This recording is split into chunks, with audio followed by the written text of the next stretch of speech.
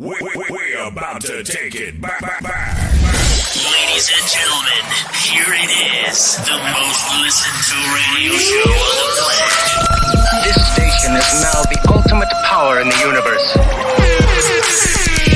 Tony and Lee on the radio. Dr. Joe's therapy on the radio. The love doctor going live on the radio. Two mics and a mind on the radio. Radio, turned up on the radio.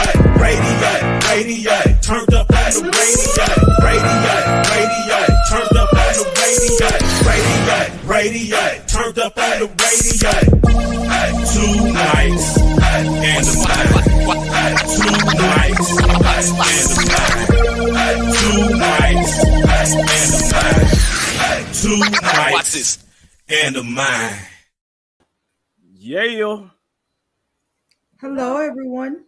What up? We back. Ain't that right?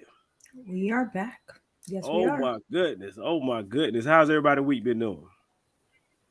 Hectic, but good. Crazy, but good. Ooh. I heard that. I know just what you mean. It was hectic. A lot was going on, all that other good stuff. I tell you what, this right here is going to be a special show. Tula, how you been, girl? Great. Thank you. How are you? No, I am doing good. I'm feeling good. I'm looking good. What more can I say? You know what I'm saying? Oh, yeah. We got a special show.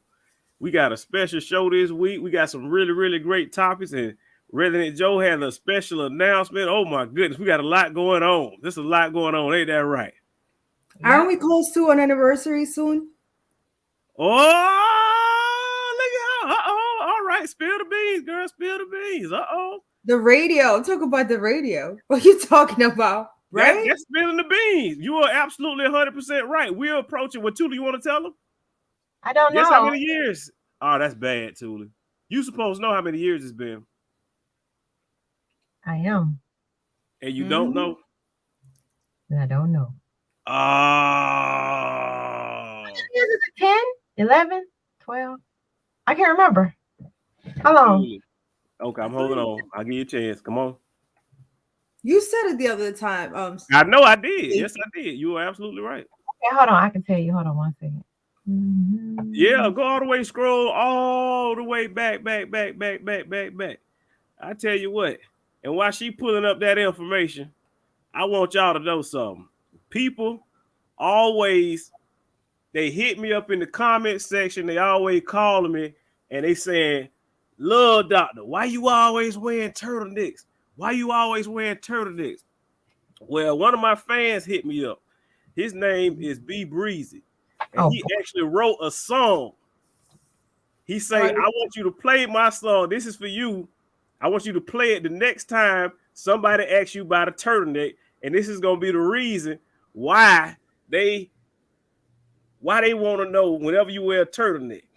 So anybody want to know why I wear a turtleneck? Tula, you want to know? Dr. Joe, you want to know? Ask me. I want to hear it. Yeah. Tula, ask the question, Tula. Why you wear a turtleneck? Because I'm gonna make sure that they notice me. I'm gonna make sure that they notice me. I'm gonna make sure that they notice me. I'm gonna make sure that they notice you. I'm gonna make sure that they notice me. I want to hear that Big Breezy told you that he representing that. I don't know. That's right. Hey, that's tight. Y'all like that right there. You know why they notice you? Because you wear them in the summer. Hey, listen. Let me tell you something. If Anybody don't like what it is I say, I got a special message for you. All the people out there listening in Radio Land. If you don't like what I say, I want you to check this out right here. This is a special request right here, student. Okay. Hold on, let me get my voice right. All right, here we go. We gotta hit the special mode right here. Let me dim the lights. Can I dim the lights? Is there a way to dim the lights? I think it is. I gotta light them. I gotta figure out how to work it. Are the lights dimming? Oh yeah, I think the lights start dimming a little bit. Did it get a little dimming now? Okay.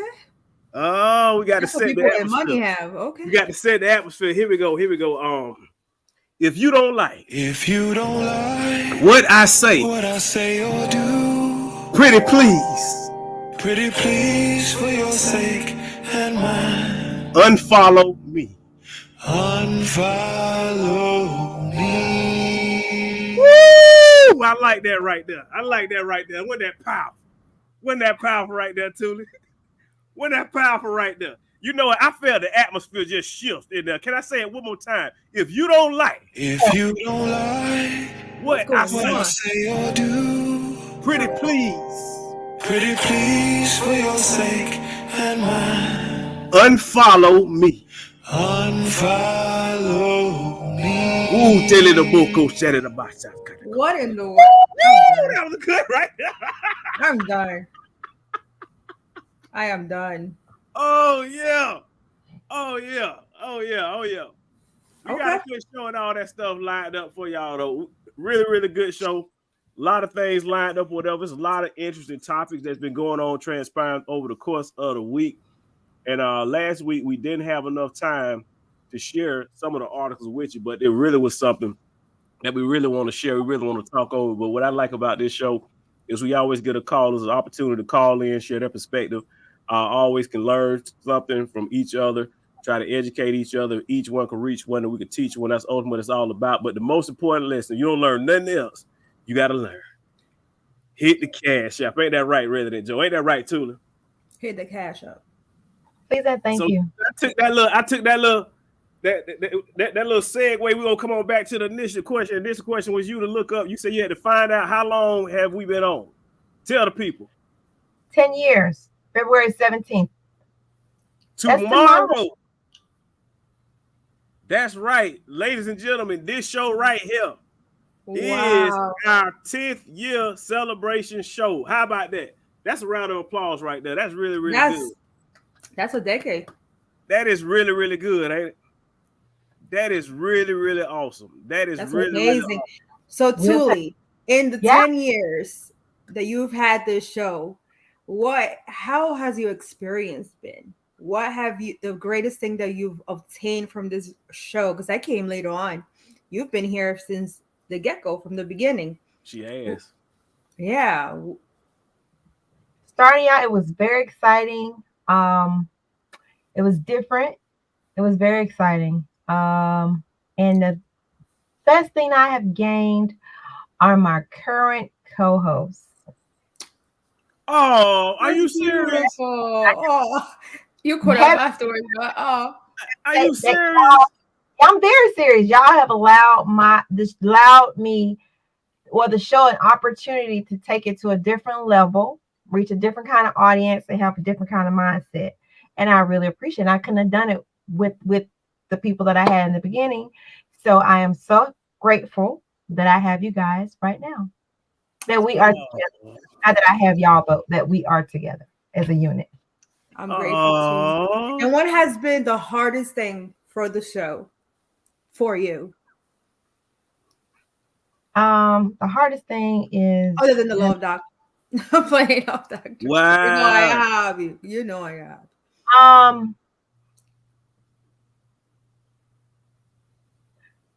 Sometimes it was in the past, coming up with things to talk about different, so. Right. It's been a journey since I've gotten here, so I know. But you guys make it easy. So, the Love Doctor is a segment in himself. We can talk about him every week. Every week. Again, my hats off and applause and thank you, Love Doctor. Hey, well, I appreciate you. I appreciate it. I just got this new soundboard. It got all these little sound drops in here. So I just got to find out how to work these sound drops into the show. So I just worked 2 of them into the show. You like that, huh? I didn't hear it. You did? Me neither. You didn't hear the sound drops? No, do it again. Let's see. I just said when you wear your turtleneck. Oh, I thought it was like sounds depending on what. I thought it was like extra sound. All right. I mean, yeah. I got all the sound. I'm just learning how to work them into the show. You know what I'm saying? Like, what I want to do is I want to first of all congratulate Thule on her 10-year anniversary and amazing work she said. You know what I'm saying? Definitely. I realized that is a hard feat, and I realized that there's a lot of people out there that's working on different types of goals, and they're trying to accomplish it, and they're like, "Wow, will I ever hit that 10-year mark?" You know what I'm saying? There's a lot of people out there trying to do the same thing that she's doing. So to all those people out there that's trying to do and accomplish the same thing that she did, I just want to let y'all know that y'all are Never gonna get it, never gonna get it, never gonna get it, never gonna get it, never gonna get it, yeah. never gonna get it. Hey, like how I wrote that sound dropping up. But I have to say something I do admire, because it does have to take consistency in order to have 10 years. Because I know you've had downs and ups and times that you've probably been like, that's it, I'm done with this show. So in order for you to be in 10 years, you had to be consistent. And that's something not everyone has. And you didn't give up. So I do have to say I admire that. 10 years, it's 10 years is a decade. So yeah, that's beautiful. Absolutely. Tula, you ever felt like giving up? Yeah, what? For sure. I'm sure. Not because of the fact that it was, let me see. I don't know. It's not like you see people on TV and they do a show, and some people, even when they do news, there's a producer that does this and that for your show, writes your stories. All that person has to do is just read the story. They don't even have to go out in the street. They got somebody else reporting. It's like you just, guide the show. But for me, it was everything: producing, finding the content, doing everything. So, that was a challenge. But times that I wanted to just say, you know what, call people. But yeah. I know just what you mean. That's awesome. I actually remember. I used to call them live on the street interviews, where she used to just go on the street and just grab random people. She would ask these random people like different. No, she didn't. Oh my goodness! Yes, she did. Do you have footage of that? Yes, she did. Do you have any yes, footage? she did. And what I actually would like to do is I actually got a little special segment in honor of your 10-year anniversary. I want to share maybe one of her old little radio clips where she used to go out there in the streets and just question random people. I would love to see that. Oh my goodness. This right here was actually before she was actually video. So this was all the audio of it. Man, I imagine. You know what, Tula, just what kind of inspired you to do those different types of radio interviews? I know you recall those. Talk to me. What inspired those? The radio interviews? Actually, it was just because new messages. Hey Brian, hope your day was okay. Give me a call later. What? Huh? What you say? No, I was asking what it really inspired you to do those different types of interviews on the street, interviews and stuff. I wanted to. Back when we first, we had so many callers. Oh my goodness, that getting callers was not the problem. They called, they wrote, they emailed. It was, it was a big thing. They really participated. So I just thought about it. I said, well, let me just ask people in the street, So I did. I just started talking to people in the street and asking questions. That's cool. Oh, ain't that nice? Ain't that nice? So what I like to do is, what she did is one particular day she hit me up. She was like, "Hey man, I got this special. A lot of calls. People they've been sending me all these voicemails and all this stuff, whatever. And she wanted to play those voicemails on the radio. This is dated all the way back from the year of 2013. As a matter of fact, the date that I have here is March 7th, 2013. I would like to share this little commercial of all the different voicemails that she had. Tula, is okay? Can I share it? Yes. I don't know. I can't remember, but yes, sure. All right. You have 113 new messages. Hey Brian, hope your day was okay. Give me a call later. I know things have been a little rough and crazy between us, but I love you. Call me back, okay? Oh my goodness, it's been such a long day. Hey baby. It was really rough at work today. I thought about you all day. Call me and let me know how your day went, okay? All right, love you. Bye. Brian, are you okay? I've called you a few times and you haven't called me back. What's going on? I'm just gonna tell you, I even called hospitals trying to find you. What is going on? Are you okay? I can't take stuff like this. So Let me know if you're okay. I called your mom. I called your family. Nobody wants to give me any information about you, so call me. Let me know what's up. Bye. Brian, I do not need this. I have better things to do with my time than to call around, run around, drive around looking for you. Your friend told me that you guys were playing basketball this week, so which tells me there's nothing wrong with you. So you need to call me back, get back with me. It's just out of respect. Bye. Hey, Brian. Oh, it's me. I'm so sorry I called left that stupid message, but you know how I get. My emotions get the best of me. I'm so sorry. Please just give me a call, okay? I just want to know what's going on between us. Just please, just call me and let me know. All right? Thanks. I love you. You know I do. Bye. Brian, it's me. And from the sound of my tone, I know you know that is over. I just called to tell you, keep all your stuff that I gave you. I don't want it back. Just forget it. It's over. I am out of here like last year. Bye. Good riddance to rubbish. Brian, it's me. I'm just calling to tell you, keep your stuff. I don't want to see you. I'm sending your stuff to your mom's house. I am done. Thank you for wasting my time and opening my eyes. Now I can see somebody a whole lot better than you. Goodbye. Wow. Give it up. Wow. Tuli, holler at the people. Tell the folks. Don't you remember that? Talk to the people. I remember that show. That was about who handles breakups better, I think. Something like that. Ooh, Man or women. It was about breaking up. that was good. That's a good question. I would like to hear that segment actually. Oh, that's really, really interesting right there. That's really, really interesting. Yeah, I remember she used to, whoever Brian is, I'm sorry to hear that you and Brian didn't work out, Tuli. Yeah, right. No, we didn't, right? Oh, you are crazy. Oh, That's my what goodness. That's what it was about. It was Oh, my goodness. Oh, my goodness. But no, I just wanted to take time out and just definitely salute you or whatever over the 10 years. That's really, really been awesome. Really, really been amazing. That's a clip that I came across. And I was like, oh, man, it made me just think of you and all, where it all started or whatever. So that's awesome. And that's back, as I said, back from 2013. So congratulations again. Yep. We got to bring some of those topics. That's a pretty good topic right there. Oh, yeah. Yeah. Oh, yeah. A lot. And that experience of going to the streets. She always did a great job with the topics and things of that nature. So definitely for all those people who are just tuning in, we welcome you. We welcome you. We welcome you to the one, the only, the two mics and a mind. What we want to do is we want to encourage everybody to share with your friends, to hit the like button, hit the subscribe button. We also want everybody to encourage you to hit the one, the only, the Cash App. There you go. Welcome to the show, Tony. What's up? What's up? Man, what happened? Listen, busy, but we here. How everybody doing? Good. How are you?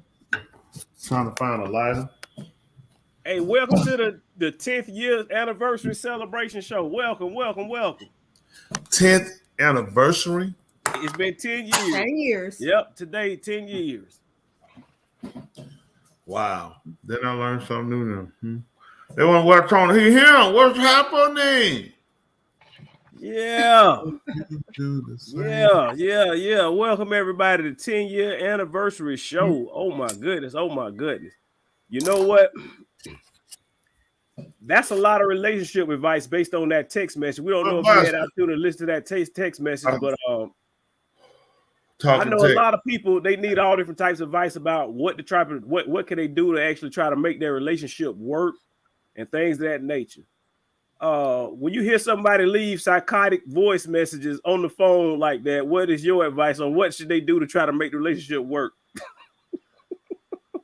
First of all, the problem becomes you don't get a person like that. I know what people always have a characteristic about them, things that you have to pick up. And it says something about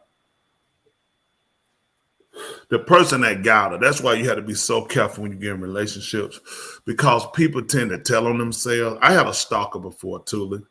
She popped up at my house before, sitting outside flashing light. You watch people to pick up those little character issues that people have. their insecurities or whatever they may have, or they're overstressed or overpush themselves. I myself have never been that person.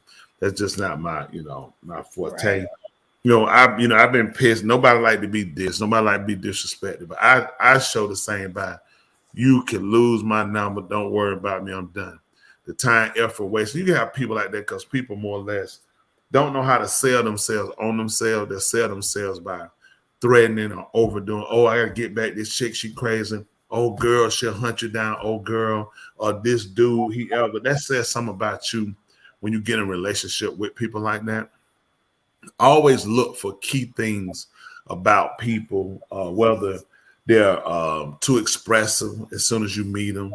It's a lot of things for me I would look at off of the rip when you're dealing with a person. How much information or how little information, how secretive, how worried they are. You're not a stalker or a killer, are you?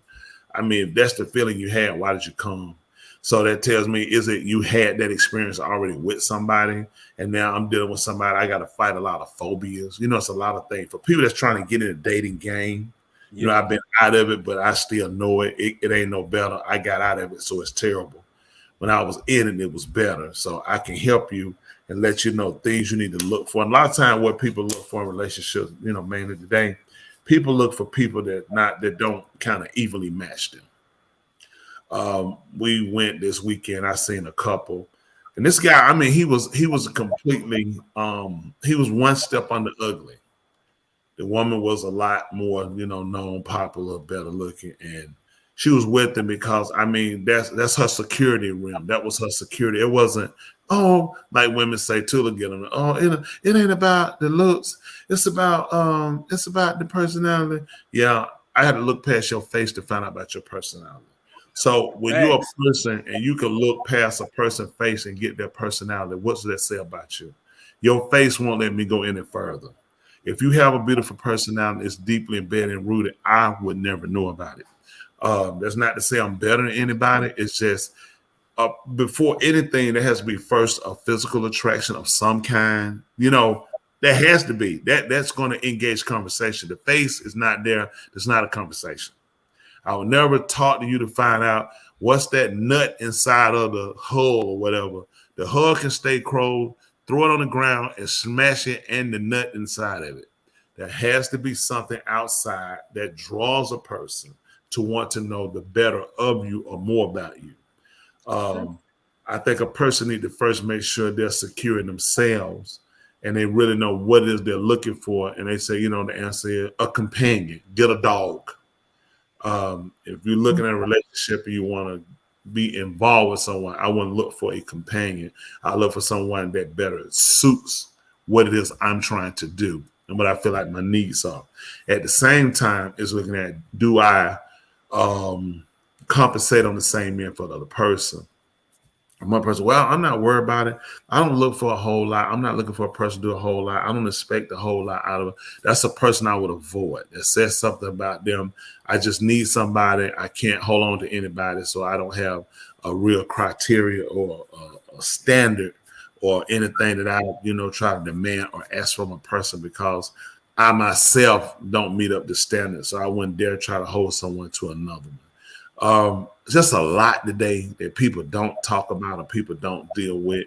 And you'll be surprised how many people just with people. It's almost like a filler. Like when you go to a nice restaurant, they put rubbish around the plate. You don't actually eat it. It's just to kind of fill up some of the space on the plate or to help to maybe attract or center what it is they're putting in the middle. You don't want to be that. You want to be the person that's the complete. You want to be the center.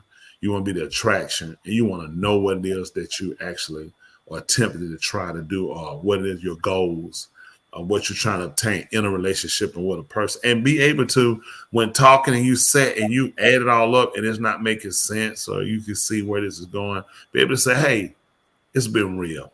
I appreciate the time. I can see where I don't want to prolong something I'm going to have to do later. I don't want to have to play call me and I don't answer. I don't want to, I want to, hey, listen, it's not compatible. We're not compatible. That's not what I'm trying to do. I mean, people should be able to do that stuff. Let's lie, fake it. Let's just have sex and move. Then you dragging emotions and hurts. And then you dragging people like what we heard on the phone call. Mm-hmm.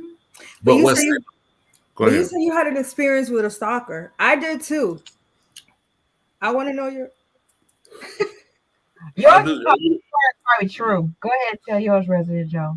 No, I had Yeah. mine. It was. I was young. I was 24, and I was too. I was about 25. Go ahead. We was around the same. yeah, that's what. And I had just come out of a 7-year relationship, I was coming out of a relationship. and and I just went a couple of dates with him actually, but Same thing. I went a couple of days with Tula. I mean, the person. Go ahead. is he saying you were? Wow. We'll And get we'll then come back. Mhm. he followed me, and then one time I saw him with a hoodie, like hiding behind a tree. Oh, And I saw this one in the car blowing a horn, flashing Whoa. lights in the bed, and I've seen these lights flashing, horn blowing. Go ahead. and it was a scary thing. So I remember my family had to say that the cops were going to be called because it was scary. I would come from school and I was in college then, and I was commuting, and he would be waiting for me somewhere, and it was night. It was dark at night. So one time he said he was going to kidnap me. So What? yeah, it was really scary. That's I was 23, crazy. 24. Wow, that's crazy. That's crazy. Oh my I kept trying to get me to come outside. She forced you to come outside and you couldn't come outside. That's what it was. I did. Right. Call the police. I like, what is crazy things turn outside my apartment for? I was Flashing trying like blowing. him about something Wow. important, very important, and he decided not to respond. That is not what you do. Right. So you drive to the house, So you sit drive. outside, and flash the light, and you blow the horn. Reason why I could not. There are reasons why I could not go to the door to knock on the door. So what I did, it worked, right? Because you saw it worked. That was the alternative to what a regular person, what you would normally do in a regular Regular situation. people look at if you don't call back, that means I don't want to talk. Oh, you gonna talk? Resident, go ahead and diagnose her. Tell her it's normal. Well, ask her why she laughing. I cannot. Well, just I mean, is cannot- it normal? Is it normal? It all depends on the circumstances. Of her, we have Is to this see what you both would tell sides. your client? Your clients pay you money and say, "Listen, I need you to tell me the truth." I mean, I have to hear her side, and she's saying that she felt unheard. So in order for her to reach that goal to be heard, she felt like that's what she needed to do. He did not live. So you think I'm gonna come to the door and knock on the door and say I need to talk to you? That's what you said? No, I didn't know. Wow. Oh, okay. So she respected your. She had boundaries. She respected No, your. she didn't have no. That's good. That's good that you could tell yourself that. That's a good one. That But is you- boundary. She doesn't ask Dr. Joe, does she actually believe that though? Wow. Just ask her, do you Wow. actually believe that? That she respected boundaries? I mean, at least she wasn't outside with a hoodie trying to say that she's gonna kidnap you. Wow. Hilarious. Why is she Oh my laughing? goodness. Was she? Wow. That's No, really I'm not. interesting. That's really interesting. You know why that's interesting? That's interesting is because about these relationships. That right there is what you call a domestic relationship. And oftentimes in domestic relationships, you have things called domestic violence. Recently, there's something just occurred in Shreveport, Louisiana, in regards to a domestic violence dispute. That was a bad This actually, transition. huh? Just a second. You're itching. What That it was is? not domestic violence. You said that Thule was. Tula ended up falling in love and marrying Tony ended up falling in love and marrying There you his go. domestic stalker, is what I'm saying. That's what it sounds like. There's some domestic that escalated into love. That was not bad. domestic though. Too There was bad. no physical altercations in there. Oh, listen.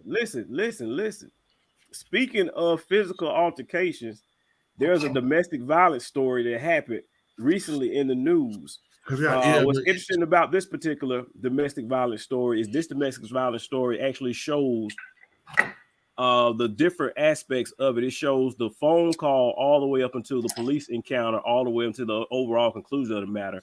Oftentimes we're seeing footage and footage is broken up, but this right here actually shows different perspectives all the way from the initial contact all the way down to how the story played out. What I want you to do is I want you guys to take a moment. Let's look at these. There'll be 2 different clips in regards to 2 totally different perspectives of what ended up happening. And I definitely would like to get your particular aspect because it all did ultimately start over a domestic dispute. Let's take a closer look going live all the way to the big city of Shreveport, Louisiana. Yeah. Shreveport Police. How you doing? My name is Low. Come on, what are y'all? He's threatening me and my daughter and them. Okay, Come on. where are you? I'm at home.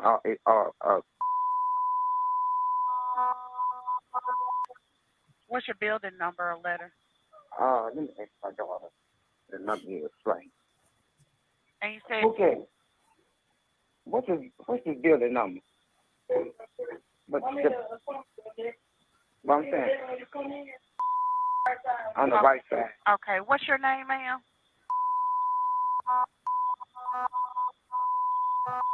And you said this is your husband? Yeah, he in there now, drunk full of Kentucky Deluxe, clowning, threatening us and stuff.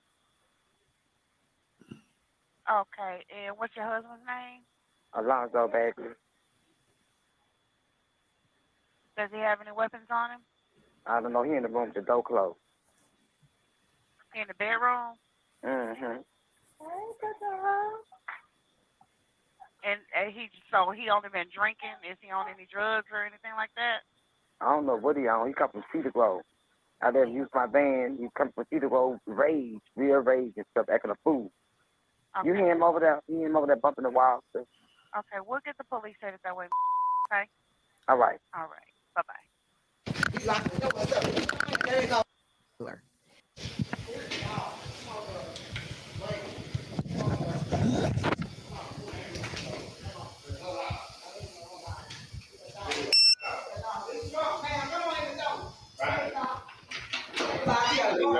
Hey, how you doing, Lil? How you doing? Hey, what's your name? Alonzo. Hey, can you step out for me? No. I got dogs. Come on in, sir. You disturbing the peace. The people next door over there. Let me put my dog in. Sit down. Let me put my dog. Sit down. Intoxicated. That's right. Let her. Hey, come here.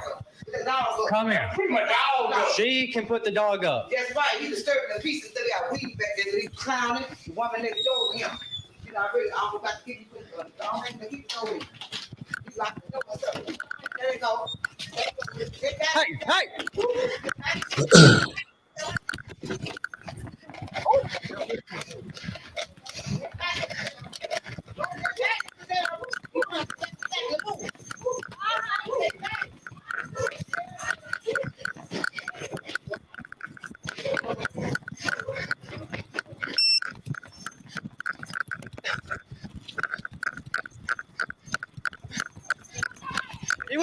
He went that way, Todd.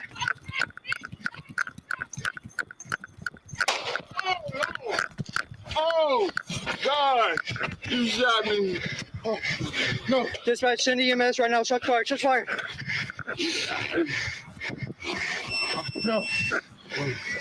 No, sir. Hey. No. Tyler. No. Tyler, you're good.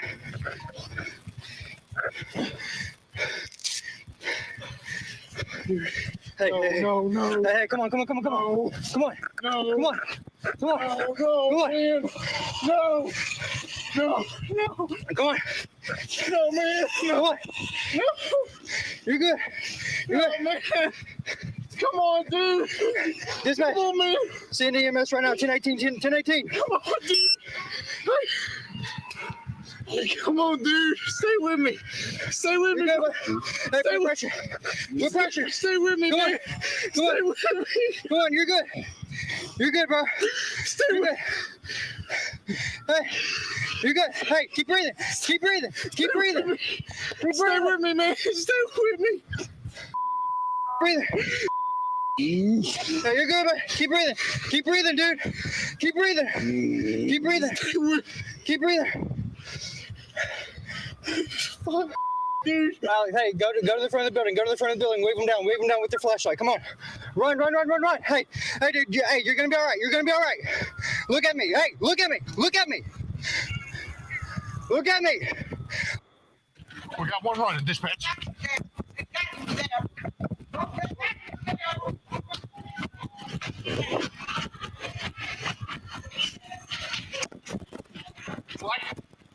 Black male, blue shirt, running towards North Market. He's falling. Where is he? Where is he? Where'd he go?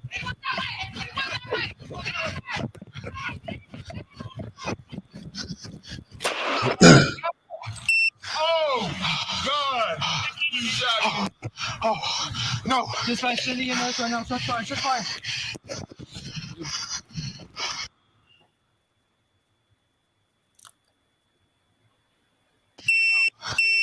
No.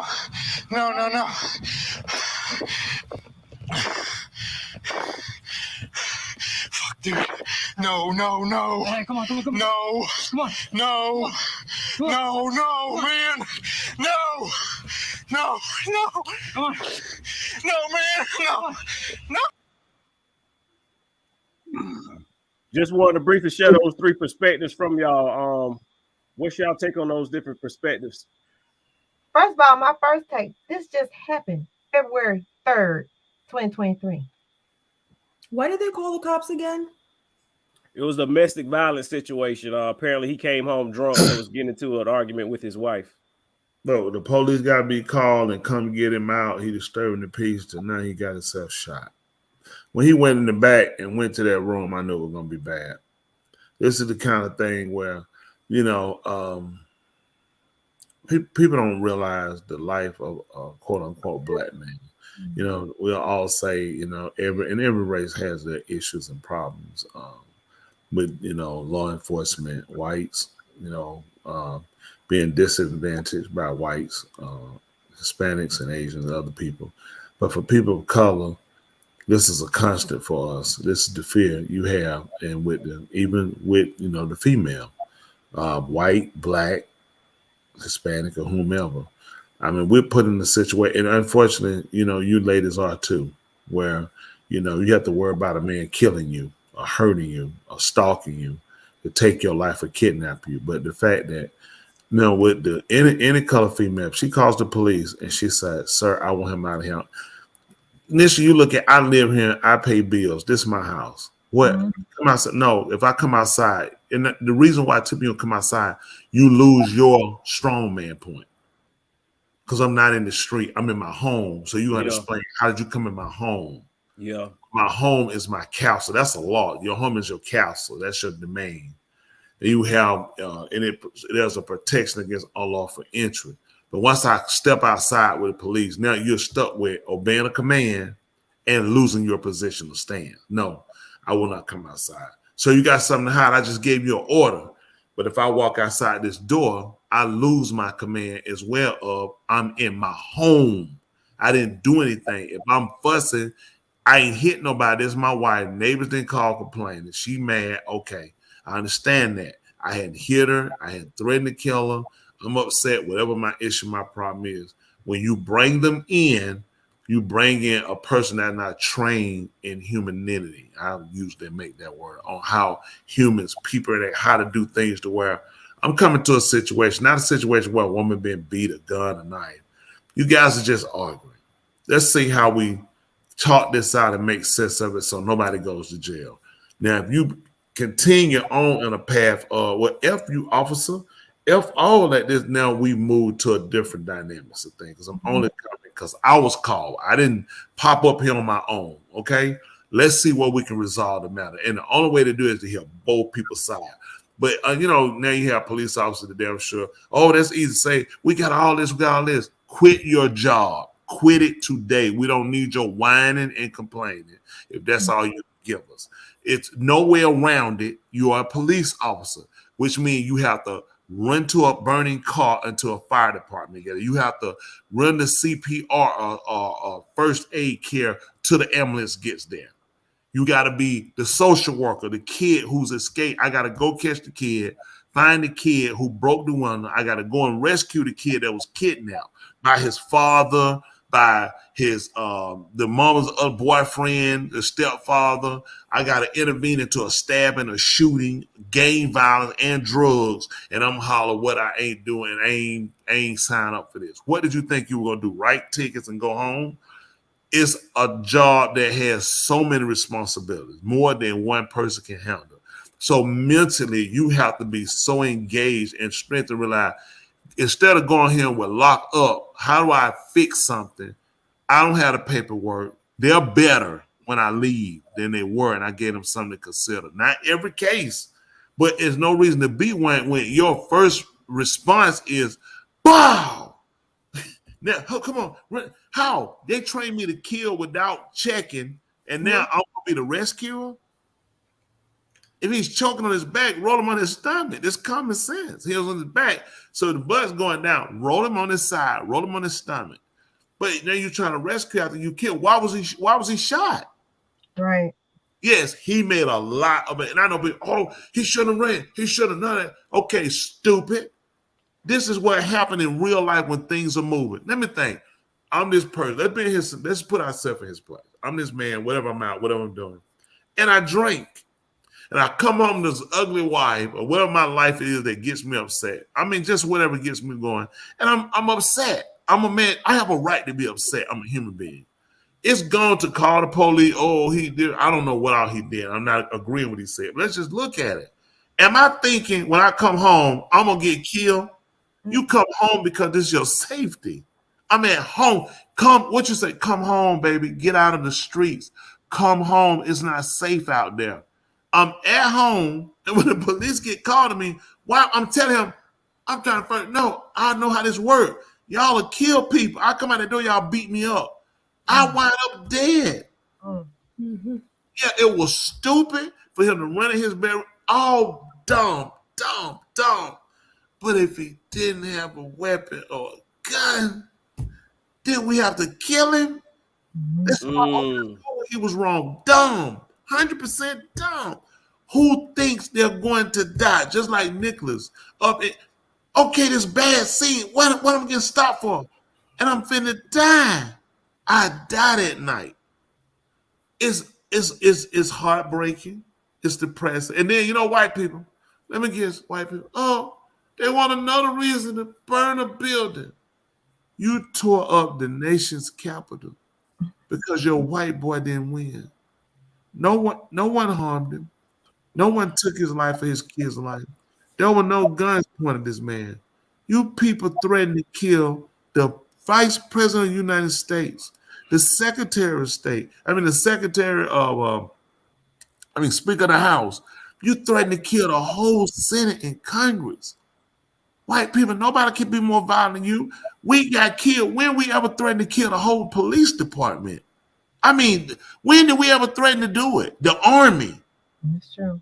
You people came here with nooses. This is your behavior when you don't like something, and when anybody else don't like the fact that you hurt them, they're wrong and unpatriotic and not American.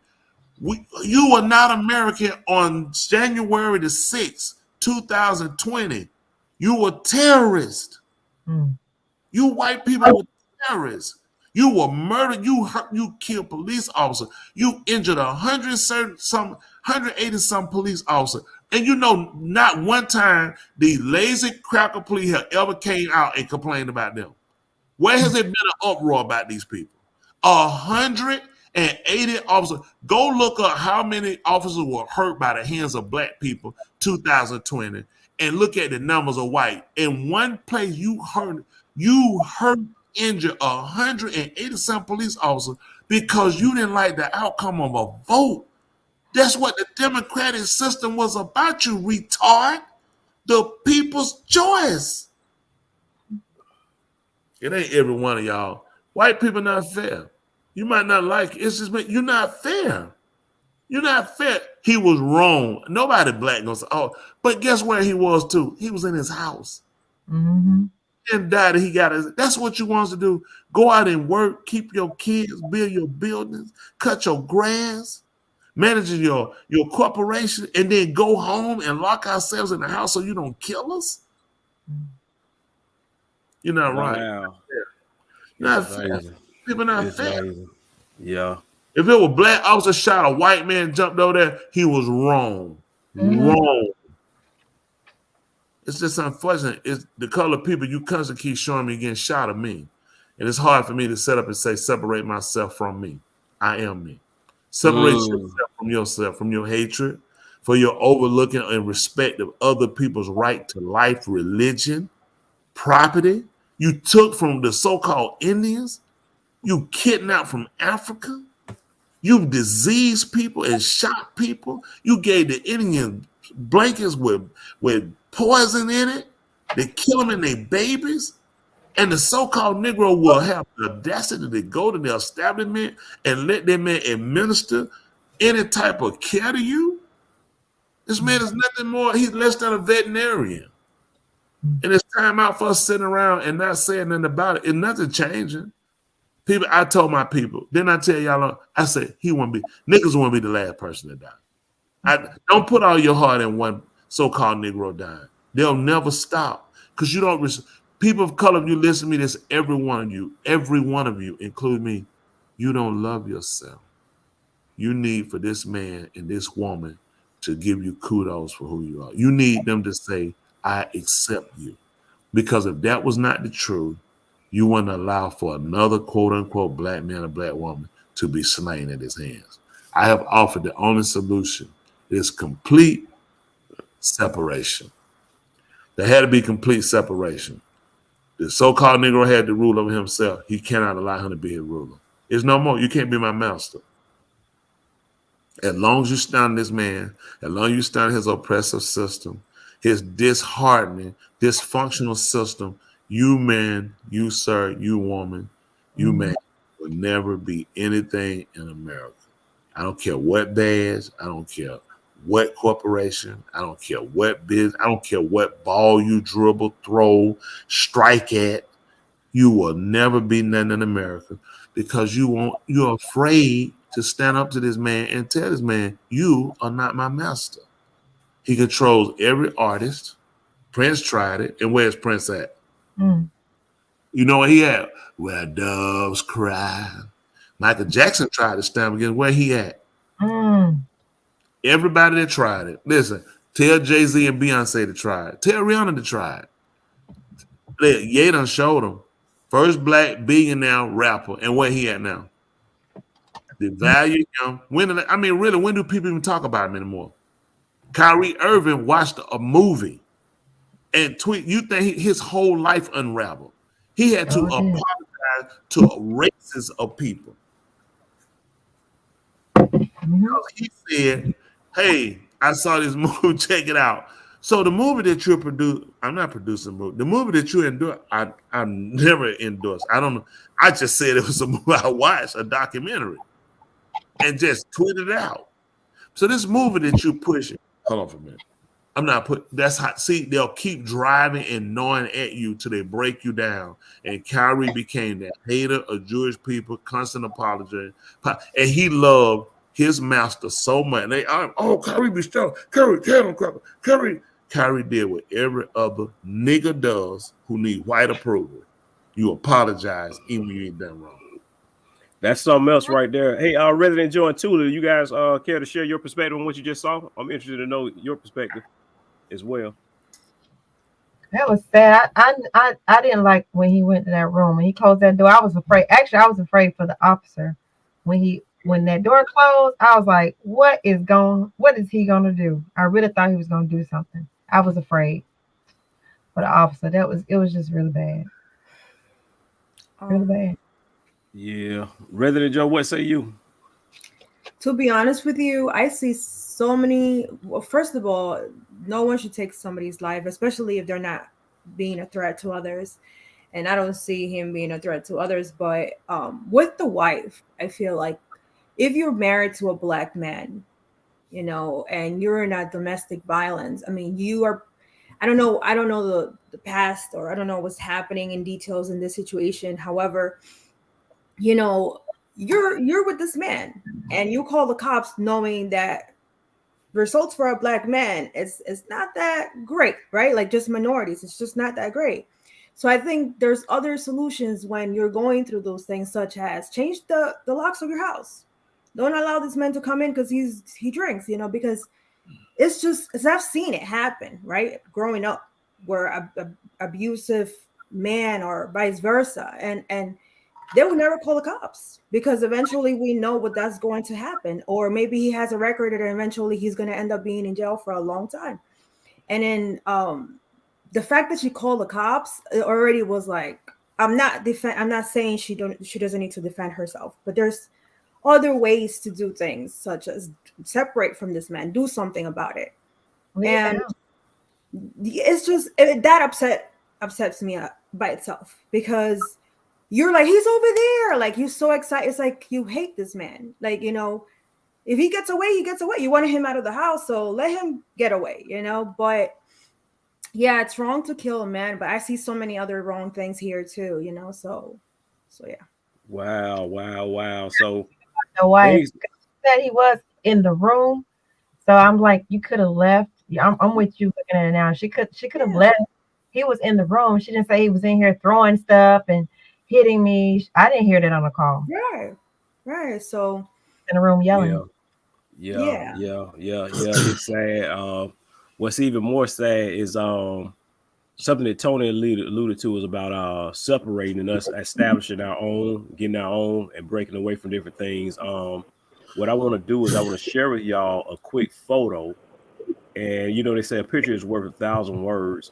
I want to share this photo with y'all and tell me, what do you guys see when you take a look at that photo? What's something that comes to your mind instantly? The real criminals in the suit with the tie. Representative, whoever's representing this man. Someone doesn't have the right uniform. There's one with yellow. So what I noticed that I looked at is when I seen in the background, you can tell there's all types of white people and others, in the background, but yet they're also inmates, the white people. I see the white person with the yellow in the background had their own little special uniform. Because of behavior. But I do see the central focus as though, even though they are in handcuffs, there's something about this black guy sitting here in the midst handcuffed seems to be the system that really is more so focused around him and what it is that he did. This is actually an article that Tula shared with us last week. I did not have the opportunity to take a look into it, but as I have, the story's still been developing more and more. If you want to share a little info on it, I can. You can. If you want me to read up on it, I can. I really don't even remember which one it is, but I apologize. This right here about farm is basically what you're looking at a gentleman. I'm sorry, you remember now? No, go right ahead. Okay. This right here is a gentleman by the name of Courtney Mallory. Courtney Mallory is a quote unquote black man who he got tired of always seeing all these police shootings. So what he wanted to do, him and his wife, they wanted to move to Colorado. They purchased approximately 100,000 acres of land, and they wanted to separate, develop their own land, get all their own different types of stuff so they can come basically self-sustainable. And in the process of doing that, he is starting to experience what we refer to as systematic racism. So what I'm going to do briefly is I'm going to just let you know some of the latest developments. Right now, as you can see, that's right. That's Courtney Mallory. He's in handcuffs, and you try to figure out how does a man go from owning all of his own land to actually being in handcuffs. His story is very interesting, yet it's frustrating, but yet it's something that we realize that actually happens on a continuous basis. So what I want to do is I want to share a brief clip with you. I'm going to share some things that Courtney says, and then I'm actually going to share with you the news article on why the police say that Courtney was just recently arrested. So that being said, in order for me to do that, I got to take this show on the road. We got to go all the way to the big city of, I'm gonna mispronounce it, but basically it's located way in the middle of El Paso County, Colorado. That's near Colorado City, which is a little south, maybe about 1 hour south of Denver. So if anybody familiar with that area, that's where this is right now. So want to share with you briefly. Let's take Courtney Mallory's perspective on what's actually going on. Let's take a closer look. Here we go, Courtney. You know what I mean? Because the motherfucking poison, you can't do much with it now. It's a hard pill to swallow, man.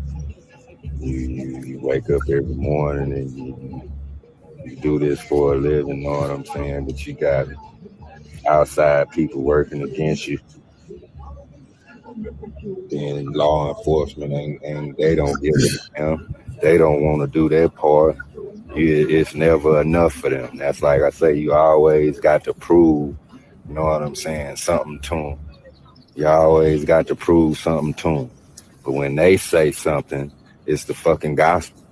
You know what I'm saying? That's bullshit. Absolutely. If you call the cops now and told them that your animal was poisoned, obviously it's bleeding from the mouth and nose. Right. What would they say? They would probably hang up on me. Or just start asking all kind of asinine questions. Go on. Get away from me. Move. Come on. Let's go. Come on. Go on.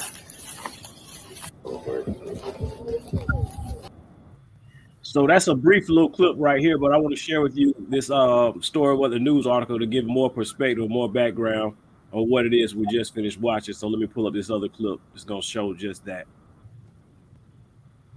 In Colorado, taking us down to El Paso County, where a farmer and his wife were embroiled in a legal battle. There's a lot of people down there talking.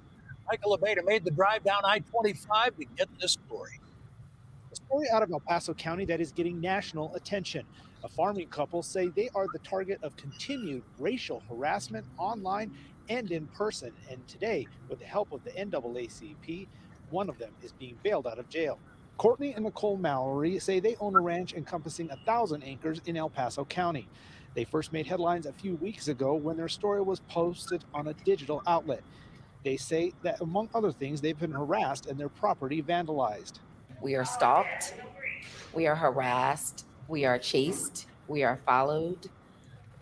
There's been spray paint where they put on items on our home. El Paso County Sheriff's Office won't talk on camera, but they say in the past 2 years, they've responded to more than 170 calls for service that involved individuals in the article. They say they will release legal documents and body camera upon request. We've made that request, but we're still waiting to receive those documents. Courtney Mallory was arrested Monday on a warrant for felony stalking, and after spending the night in jail, his bond was set at $6,000. On Tuesday, the NAACP is planning to post bond for Mallory, and he will be released. This is a complicated story. We'll continue to talk to Courtney and Nicole, as well as try to get our hands on those police documents. We'll continue to update you as this story evolves. In Colorado Springs, Michael Aveta, covering Colorado First. Tony Tooley, where do we go? Resident Joe, where can we go from here? What do we do? Is there a place of refuge for us in this country? No. The exit sign. People don't, I mean, it's our own fault. You know, the fact that a woman, and people will do that, and I use a woman would try to, they'll teach her, listen, if you're kidnapped, try to go along with the person and get them to believe that, you know, you're not going to tell on them, you're not going to call the police. You tell them whatever you need to tell them so you can get away. You ever heard that before? If a person has you by with a gun, what do? You don't have a gun. You cuss them out, you let them know. F you and F your gun, correct? No. You got to comply, do whatever they say. Comply, do it. And you want to do what? Convince them not to kill you. You want to convince them you're not a threat. And you want to tell them it's okay. It's okay. All of these are bad signs. Because you have a person that's a victimizer trying to convince them as though, you know, you understand them. I know people don't know I don't understand you. I won't try to understand you. Your method, your madness. And we've tried that. We've tried it. We've tried this one. Don't argue with them. They have guns. Just go along with them. Hey, whatever you got to do to stay alive and get away. How do you do that and you still dying? Show me the people of color that's being killed that have a gun. You keep showing me people being killed with no guns. And your answer is always, well, he shouldn't have ran. You're not going to believe it. They came to his house. He went on the street. I can't run in my house? Yes, bad idea. But the police was telling he hadn't hit anyone, from my understanding. He hadn't shot anybody or threatened anybody. He's in his home. I can't go in the man's home. Has he hit you, man? That's a whole nother issue. Yeah, he beat me. I just got the floor. Okay. Now the law will support me in my engaging and further engage you and coming into your domain. It does not support me because, okay, somebody called. I'm not, it was somebody beat. It's your home. How far can I go? If no one is injured, no one was hit. She just don't like what you said. But from my understanding, I'm just going with him here. He didn't call you B-ho, I'm finna kill you. He's upset. He's in another room. You're in another room. You're on the phone talking. He's like, oh, you hear him. He's not threatening you. Got that phone to kill you. I'm gonna take that phone and hurt you. People, we got to put a medium on what can they do? Because you called them, you just gave away all your rights. And you gave this man life away. And no, I'm not going to blame. I don't believe she wanted him dead. I'm not going to say that. Or the black woman, no, it's the fact we keep calling this untrained animal in. I'm talking about the system, not the individual. It does not sympathize with us. It said it was a call on a colored black African-American man in his home. I'm coming to his home. There's a level of respect. If I come to the door, help the cop, okay, sir, I can't give you what you ain't giving me. That's man's up. I can't give it to you because you're not giving it to me. I would want us to do this on a different level. The woman being hit, woman bleed, woman kidnapped, woman can't get out, woman can't get away. The law supports me because this is why she is a hostage. But she even told you, he's trying to put it all up. No, you come in, we got to put a meeting. I'm again, it's complete separation on the answer. The fact that we keep allowing to call this man in, this not his, he's telling us, listen, I ain't trained, I'm not trained for mental illness. I'm not trained. You do too much on a call. How you not trained? How you don't know nothing? How shooting is your answer every time, and everybody give you this pass. This is crazy. It's wrong. What say you? Anybody commentary, Thule, Resident Joe, Shara Boston, thank you for joining the show. You guys have any commentary about this Colorado Rancher event that we just showed? Thule? Nope. It's just sad. Resident Joe, any commentary for you on the Colorado Rancher? No comments. Shara Boston, welcome to the show, buddy. What's going on, man? Everybody down, man. Y'all ready to go get the pitchforks? It's loud. Your volume not that loud. Your mic further. Your volume. We can hear you, but you tell you back. Okay. We ain't done yet. So try talking now. Y'all hear me now or no? Yeah. Better. Yeah. Oh, okay. We hear that echo, the one. Get that cheap thing out of it. Yeah. It's how you ride down the street, man. Any commentary on this video about the Colorado Rancher? Who are you familiar with that article? I saw the tail end of it.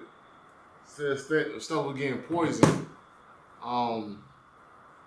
You know, that's always happened when if you ever date back to just in history, man. Even when we started to after we was quote unquote freed, and that's how they created those black codes to get us back into a slavery mode, or once we had our own land.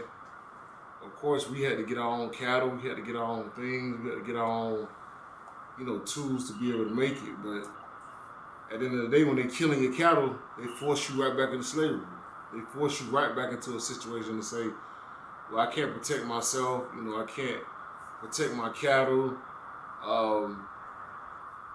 It's just a tough situation, man. But you gotta do what our forefathers did. We had to separate. We had to get our cattle. We had to get our good cattle out. And we had to get our own land.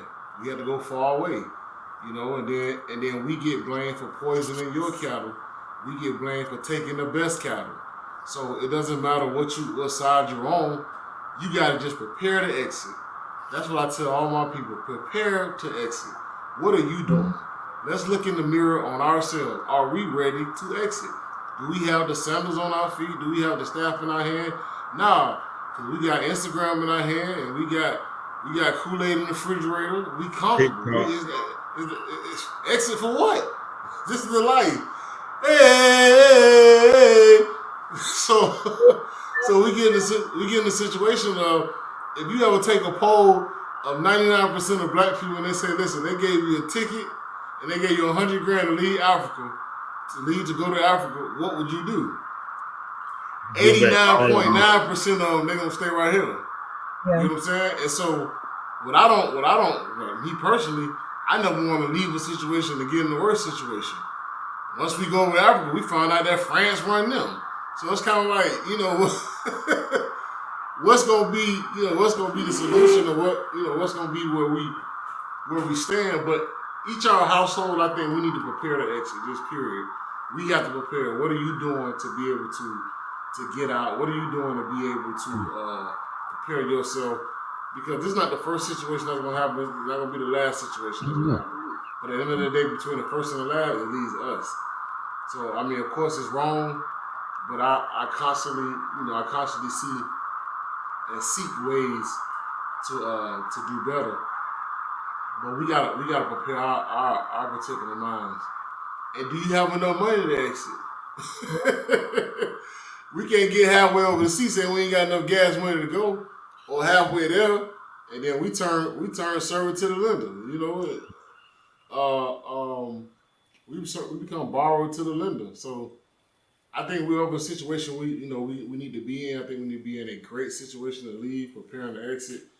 I'm trying to do as much as I can right here on this soil, you know, to make it happen. It's unfortunate for him, but you got to be able to see. This is, and I don't want to go over in a tangent, but you have to quote unquote protect your sheep. You got to protect your cattle. If I had to put the blame on anybody in that situation, it will always fall on the shepherd. It'll fall on the shepherd. Wow. How did they get that far to penetrate your land? Are you protective of your land? Or are you sleeping, or are you lacking? You follow what I'm saying? So you can have a level of compassion for a certain individual, but it always will find on the shepherd. I have patriarchs that say, listen, out of all the sheep that you've given me, I haven't lost none. So that we know that there will be somebody or something to attack us. Are you prepared? Are you prepared to fight? Are you prepared to protect? Are you prepared to go out to war and have sufficient to finish? These are things that we say we need to be in position of. We can't get 100 acres and only can protect a half an acre. It's not. It's not even, don't even make sense.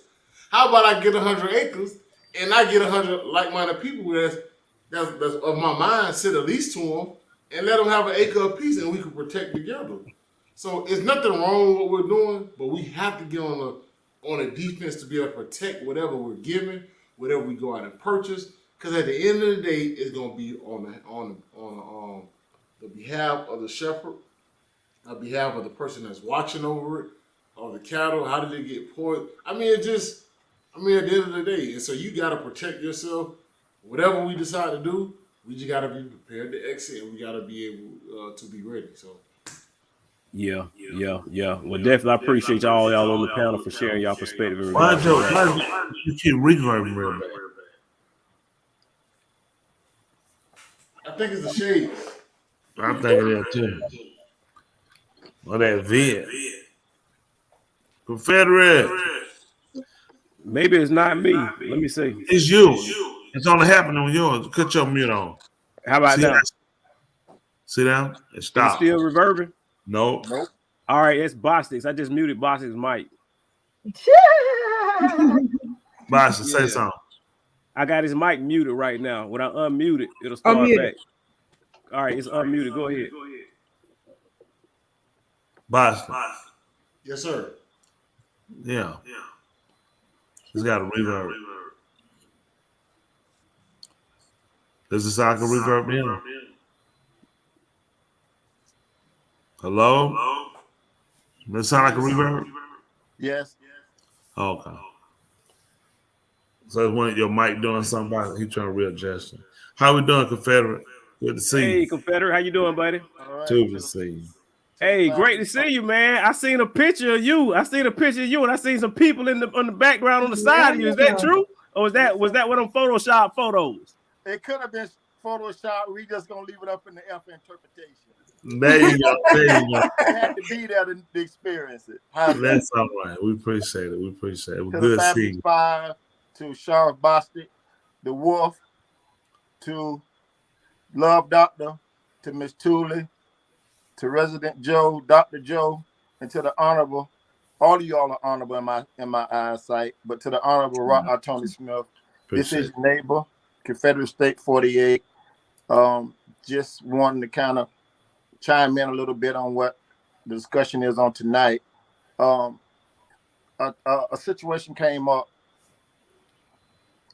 in the Sefer that kind of sparked this conversation in my opinion.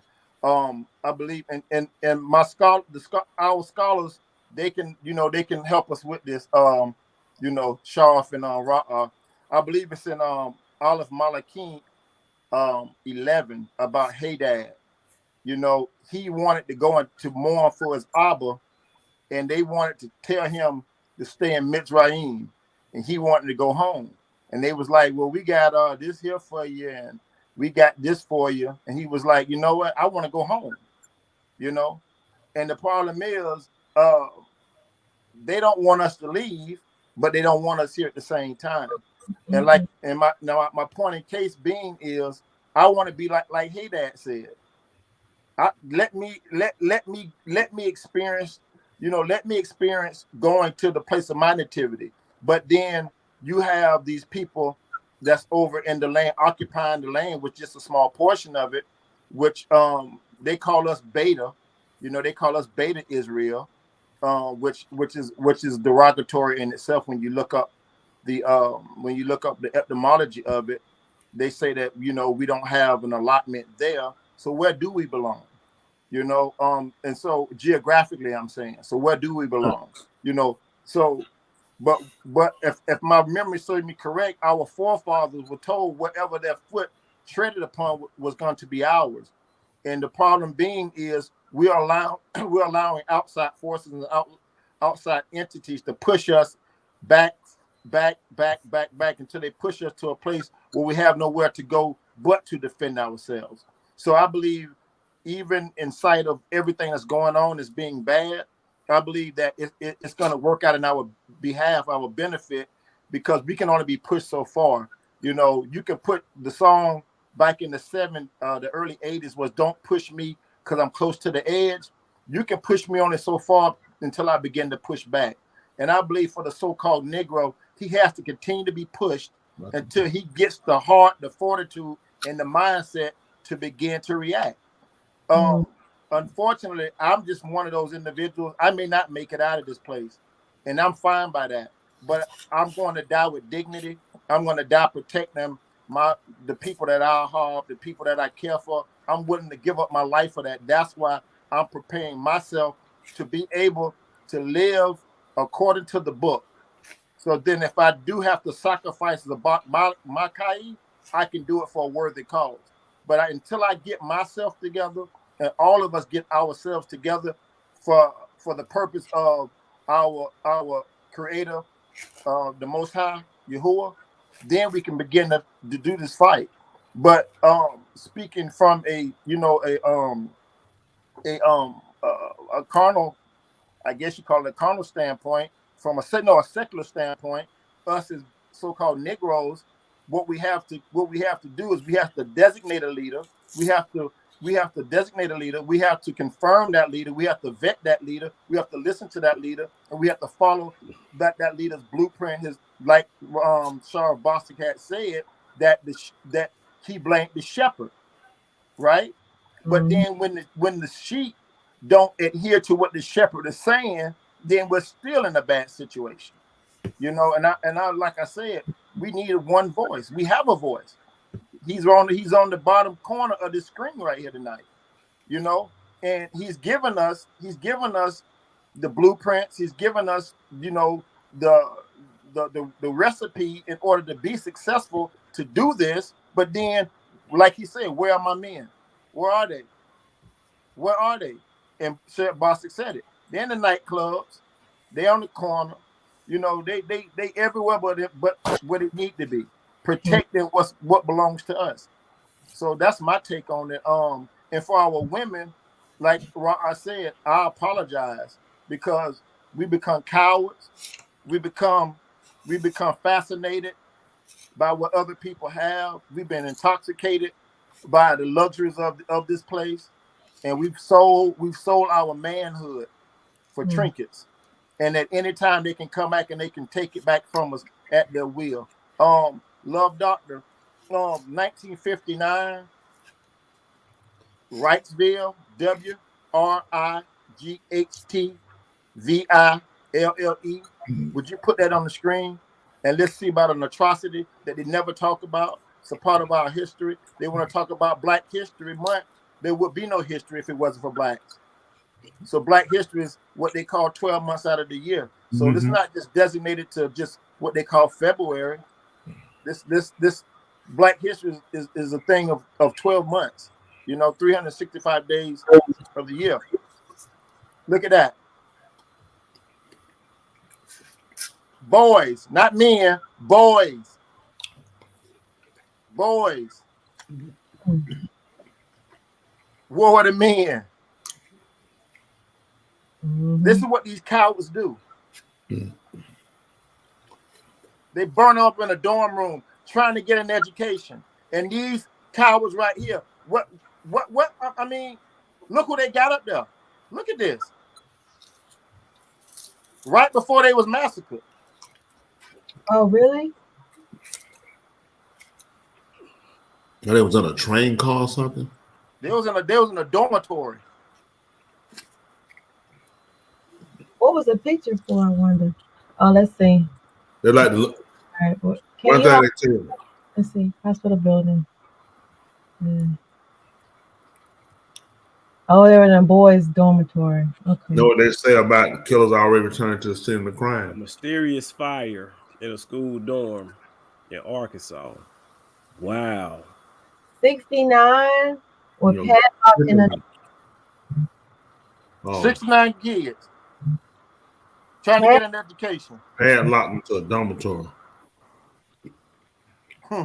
Amazing, huh? right. And the building burned to the ground. This is what we face on a daily basis. So don't not one white person come telling me, or black for that matter, that we don't deserve what's due to us. Yep. But the thing is, with white America, it's like we say, I guess, by understanding us being. You muted yourself. You muted, Ra. I said, you know, in retrospect, thinking, the people don't really see how what really happens is that we all don't understand each other's plight. The white man feel he has a plight. He does. He has a plight. He has a story to be told. It just, you can't let your story, you know, be written to what none of us. When I'm talking about us, people in general, I think it's the fear of, if we all sat back to acknowledge time and where we started at, everybody be able to put a date when they got started, like your Jesus. You know what I'm saying? He's not old enough to be a savior, be a creator. Because time doesn't correspond with that in your existing, your Roman Greek writings. But with that being said, we have to sit down at some point, and it would be beautiful if it would happen, but unfortunately, it probably won't. That we all sit down, we can tell the true story, and we can all kind of see where we differ or what makes us different, and we'll see we all the same. We just are people that's trying to exist, and the white man has a right to his existence. I don't think anybody should exterminate him off the planet. That's right. But I think we all breathe and take in from one another. I just think the ignorance of all of us, the so-called Negro included, and every other race, it come down to our detriment. And now we sit in a chaotic situation in the world today where nobody's sympathetic, and we need sympathy with recourse. Be sympathetic with me up to recourse. Right. Saying let's come up with a viable way of retribution toward the person, people, or system that will endanger and take the lives of people's right to exist. With no reasoning, and something should be done. That's right. And we have to come up with, we have these shows here, every other show, and it's unfortunate that the so-called Negro shows become more popular when somebody of African ethnicity is murdered or falsely imprisoned, and we come together. We should see and know each other's plight on a daily basis, and we should never forget when we engage one another, we are part of the same struggle. And then people in general, I'm telling you, it's a way to fix it if people want to fix it. But we have to have this separation, because until we it's like some people have better appreciated their relationships after separation. After separation, they said, but some of the things that made me upset with you, really, when I think about them now, it wasn't that serious. And you need to be there, and people need to realize they don't respect it because they don't miss us, because we've always been here, we've always put up with it, we've always accepted it, we always cried, burned, then we'll put it out and we'll build, we'll plant, we'll hug. I'm the victim. You are the perpetrator, sir. Right. And we have to get to a point where we all understand each other, and don't be afraid of us becoming more empowered with who we are. That doesn't mean white people, everybody, people of color wouldn't agree with killing all white people, no more than every white person would agree with killing a black person. But you just have to sit back and at least at some point be honest with yourself. Do you think it's okay that he was shot and he was killed? He was in his own home. He didn't have a weapon, and that's scary. And I know it ain't every white person, so I don't want to expect every white person to answer. It's the whites that's not, and that can justify it, or they're killing these people cattle when these people have a right to farm and live and be, and then these people are arresting them, and you got in the NAACP, shame on you. Why we go raise money to pay for a rotten system? This is the same oppression. It was a wrongful arrest, and I'm going to pay you to release him. The police officers should be jailed. They should be trialed in jail. The judges of ours should be. Come on, don't act like you go through paperwork and riddle and go through the system where it fits you.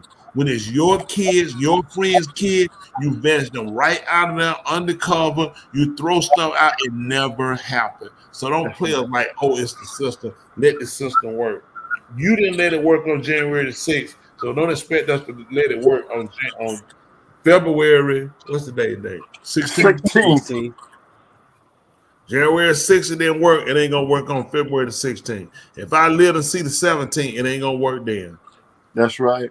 I mean, 13 years old. What 13 years old to 17? None of those victims, and I know we're talking about another isolated incident, but imagine a 13-year-old to a 17-year-old have not even reached, just got out of puberty, have not even reached being an adult legally by the law's perspective. Trying to get an education and is murder. So this lets you know that even the education system is against our children. It got to the point as to where they were actually maliciously murdered. You send your kid off to school and they come back dead. Now they're coming into our homes. I had a chance to talk to Sheriff Bostic about the RFID. the radio frequency identification markers, and how they try to implement this through nanotechnology. But you know what? To be quite honest, with the so-called Negro, they don't even have to utilize that method, because they have no knock warrants that they can use. You know, they can pull you over without no question. You know, they can do as they will. They can do like Aleister Crowley said, do as thou will.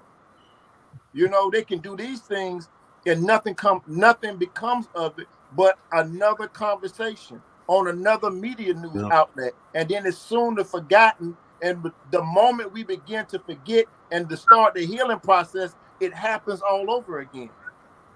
Yep. And so the proposal is to separate. But what do we separate from?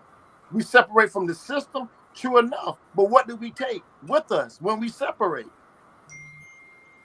And if we take something, that's how we have to get it, because it's not going to be given to us. We have to take it. But then when we begin to speak in this type of dialect, this type of language, then it becomes what you call terroristic, or it becomes aggressive, and it becomes that now we can justify these rebel rousers, and we can these black nationalists, as they call us. But here, this is where we are. Yeah, this is where we are. Want to say something really quick. I saw an interesting comment. Ben of Israel said, the men right here, when we kicking this off, is what he's saying. Something that I realized, or something I just came to the grips of, and I think we all have, maybe just a different perspective, is that's basically for our entire life, we've always been subjected to systemic racism. When we really take a dive into systemic racism and the absolute control that it has over our lives, it keeps us in a state where we really can't matriculate to being the men as though we are. We're constantly in an adolescent state where we actually always have to ask permission. An example I've used before in the past is just the mere fact of waking up every morning, going to the store. Just that particular task in itself. When you get up in the morning, you go to the store, you got to make sure you got to ask this man for a license, if he'll give you a driver's license to be in order to use it to drive. Then you got to ask this man if they'll give you a loan or whatever for a car so you can just put the car on the road. Then you got to ask this man for permission to get insurance, so you have auto insurance to put on this car to see if you qualify for that.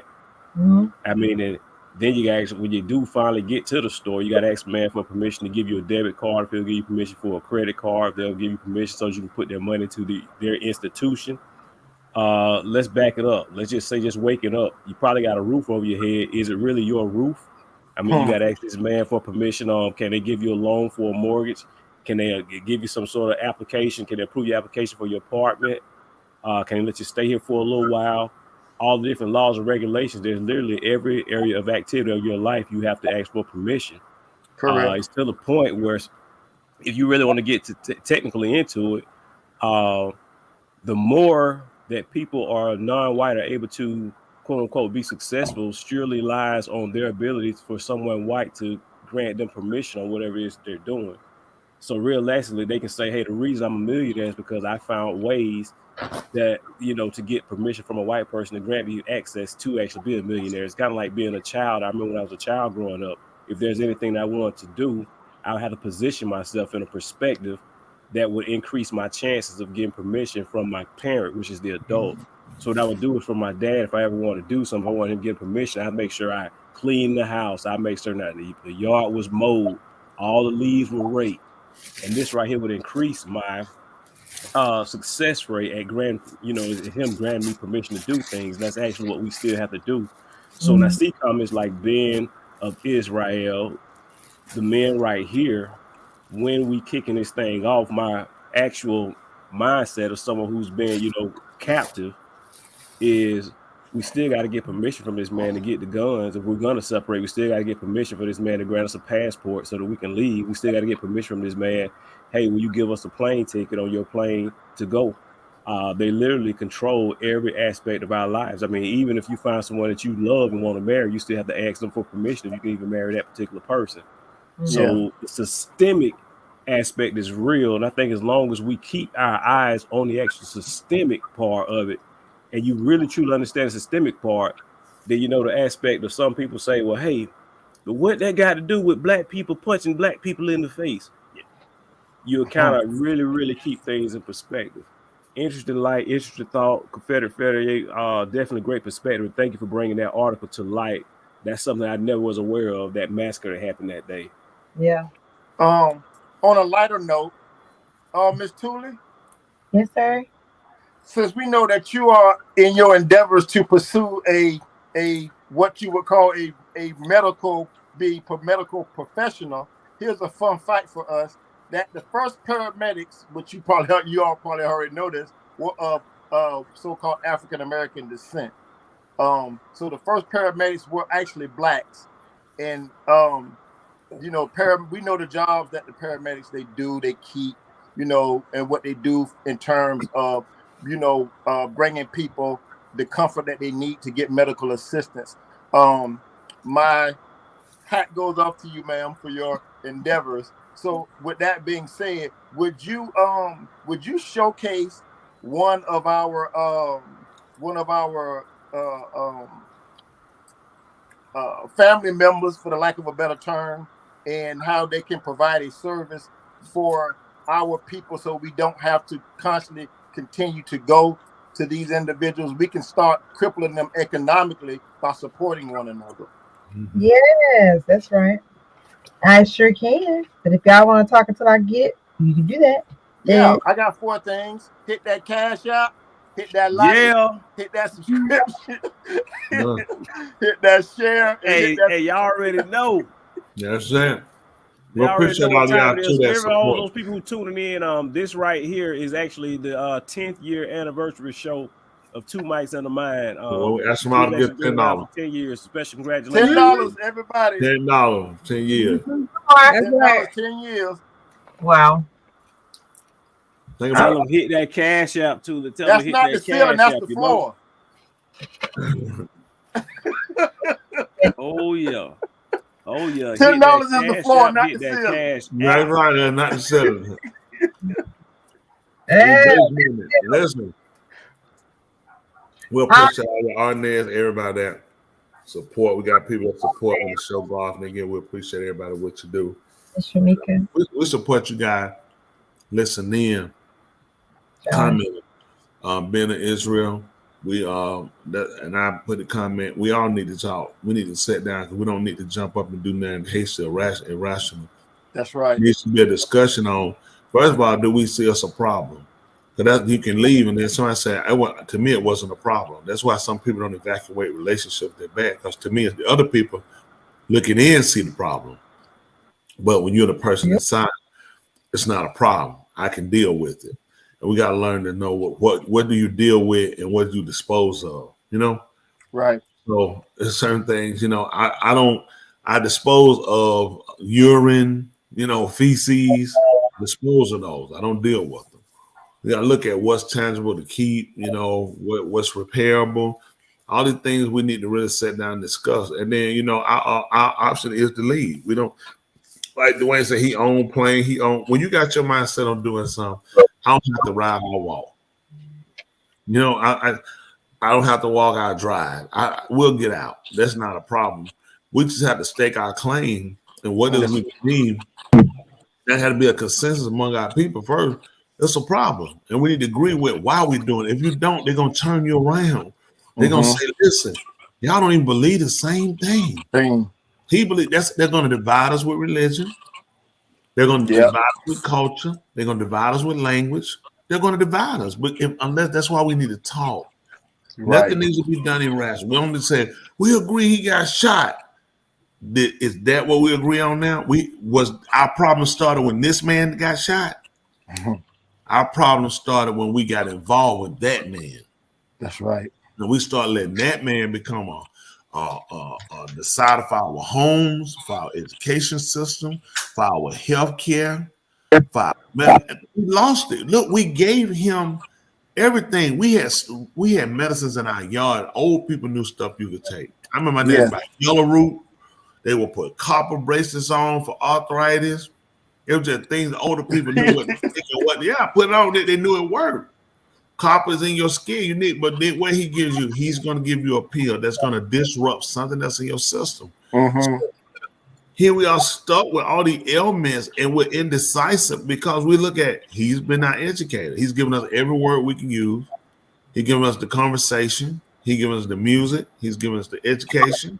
He's given us the welfare, the health care. He's given us the insurance. I mean, there's a lot to ask people to break away from it unless they really see he didn't help you. He hurt you when he gave you everything because you lost your independence. Yeah. It's like going living in a nursing home and telling people I want to go to sleep and I want to get this. No. And sir, we lock the door. They're like, oh, you can't. It's because you're in a nursing home. You're under someone else's care. Right. You have to get from under this man's care so you can become a decision maker for yourself. Yeah. Well said. So, Miss Tully? Yes, sir. Let's see. What you want? Oh, go ahead. Tonight, if you would, we have Barack products. We have wound management. We have Cat in the Hat. We have the illustrated version of whatever literature that our very own Yedidiah Dr. Joe has put out. She's an illustrator of some literature. We do not, at least I do not know what the Did we put it up there before the show it? No. It's called Bella and Her Too Many Shoes. It's in Amazon. Say the name of it again. Bella and Her Too Many Shoes. Yeah. Bella and Her Too Many Shoes. Ella and her can't too many understand what you're shoes. saying. You said it too fast. You slow it down real slow so I can put it up. Word for Bella word. or Ella? Bella, but I was not the illustrator. That's why I didn't want to publish. Oh, don't put it up there. Okay. Oh, I mean, it's a great book. I was the illustrator. You know, it was years ago. It has a great message. Yes. Hold, sweetie. Hold. You know, you just said I wasn't the illustrator. You said, oh, okay. I'm sorry, the writer. My apologies. I was not the. You said, I'm gonna tell you. When I'm gonna tell you, you said no, I was not illustrator. Everybody was hurt. They were just quiet. I'm sorry. No, I was not the writer. I was not the author of the book. What did you do? I was the illustrator. So you still contributed to it? No, I was the illustrator. Yes, it's half my book. It's not. I'm not. Let's show your half. Yeah, okay. Is it okay to show your half? Yeah, the pictures is what I did. All right, what is the name and of the book and again? it's a nice message. Bella and Her Too Many Shoes. I see it. Pictures by Joey Rubio. All right, we can show the book now. You in there? Listen. Yeah, show the book because I can't understand what she's saying. Buy the book, Bella, Bell, Bella. Bella and Is what? IA, BELLIA. BELLA. Yeah, let's spell like that too. What's after that? And I'm gonna put it in the chat. How about this? And 2 minutes. Nice. The message is basically just encouraging the kids to share and give. to the Bella less and 2 fortunate. shoes. 2 minute shoe. Her Too Many Shoes. Tula, you just put a StreamYard in the chat. That's a mistake. Okay. You see that right there? Yeah. Because I was a pre-K teacher when I did it.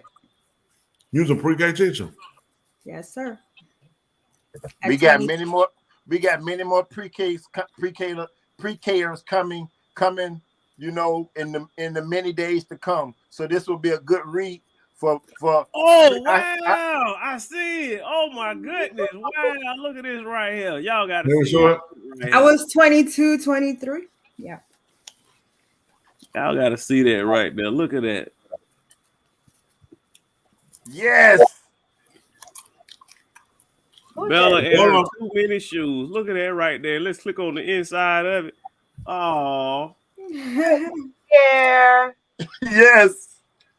What are the crystal milk girl? It could have been, but The ensign is actually really And cute. you It has draw that different- yourself on your own? Yes, it has different characters inside with different. Oh, great job. Great job. Great That's for job. record. Anytime you say somebody did something on their own, you wouldn't necessarily say next by yourself. And that's me right there with my nephew. Go back up. There she is right there. Bella? Nice. Oh, they got a picture of you in the book. No, that's a picture of We try. I said go. Yeah. There's a picture in there. That's me. Yeah. Give me your kids. That's my nieces and nephews. I have 5 of them.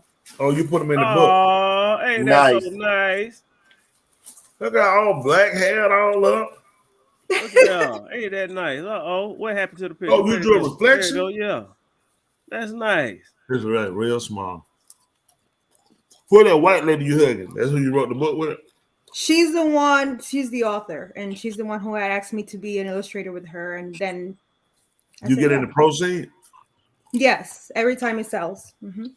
So we need to support that project That's as what well as Barat Products and Wound Management and Bella and her Too Many Shoes. So absolutely, positively, man. But I do want to make a Positively. book myself. I want to write one, and I want to illustrate it myself. So coming soon. yeah, I think we need to emphasize and showcase the contributors that we have amongst ourselves. You know, Miss Thule, gosh, Ra'a, Sean Bostic, the Love Doctor, and obviously Resident Joe, Dr. Joe. So we have to start somewhere. And we can do things on a small scale things. You know, they can add up to larger things. I heard an old homemade proverb said that many comparable hands can make light work. So I'm no philosopher or nothing by no stretch of the imagination. But the man that of many wise words are adjacent to one another, Ra'a Smith and Charles Bostic. So Charles Bostic, can you add a little something to that to kind of give a little bit more equity? To the book.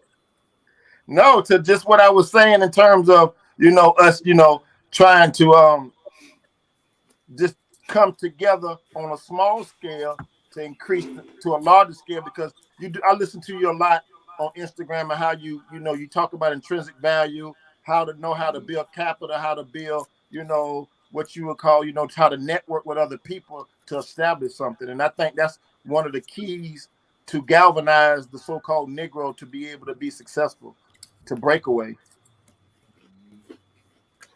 Yeah, the first part is making awareness, because I didn't know about the book.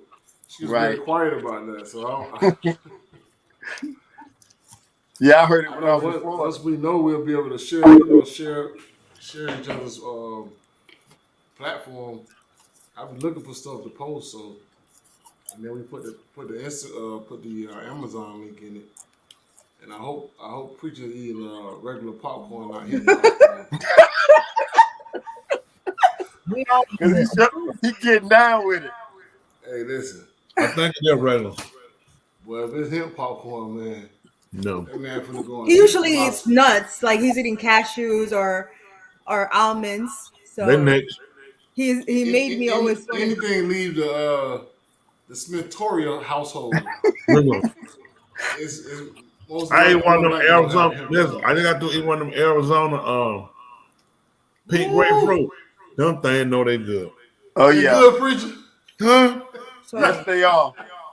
I got the lemon. Listen, them things. I got even the peel in them. It smells so delightful. Mm-hmm. He They put are- stuff in they- the they're desert to plentiful. take care of man and woman. Yeah, they plentiful out here in the desert for sure. Was the lemon sour or sweet? They taste good. I hadn't tasted the lemon except for when we was in Arizona. But I had it in my water. I mean, I like it. Right. Yeah, they got some beautiful fruit. I mean, just fruit trees on the street. I was blown away. Nobody never told me Arizona grow fruit on the street. Yeah, they got a lot of I get a lot of it from a coworker. But yeah, Miss So Thule. hold on. Let me finish. So what Where did the fire go, Joanne, of writing books? Why did it stop there? It's still there. I just haven't had time because of what I started to do after that. Then after that, I became a high school teacher, and then I wanted to do mental health to help these kids. You was a high school teacher though? Yeah, I taught Spanish. Did you hold on for a minute? Do you not remember I said in my head, if you done something? Do y'all remember this? I was not at the synagogue. But you still supposed to tell people, oh, I done did this. Oh, I done this. Yeah, life. Dime español. What? Yeah, I did pre-K first, and then I went ahead and did high school, and then after that, I did social work, case managing, and mental health. Sí. A-I-O-U, el bulo sabe mosquito. Man, for that musty squirrel. Man, you say. Yeah, I used to be really proficient in Spanish or whatever, but it's one of those things, if you don't use it, you'll lose it. But I used to use it quite frequently. Just over the years, I started hanging around more colored people, and I lost my gift. Wow. What's that? You were in Puerto Rico, right, for a while? I was in Puerto Rico. El Yunque. You ever heard of that? You familiar with that? El Yunque? Yeah, of course, I've been there. I was in Old San Juan. As a matter of fact, one of the places you don't want to be caught on New Year's Day is Old San Juan. They only have like one major road that runs through that place, and that place is really crowded on New Year's for all the celebrations or whatever. And literally, I was stuck. I couldn't get from Old San Juan to El Yunque. I spent the whole time right there stuck in Old San Juan. You were partying, huh? I was actually there for a party at a wedding, and that was a really nice wedding party. Absolutely. Yeah, it's nice. Some Scary Jerry, got married.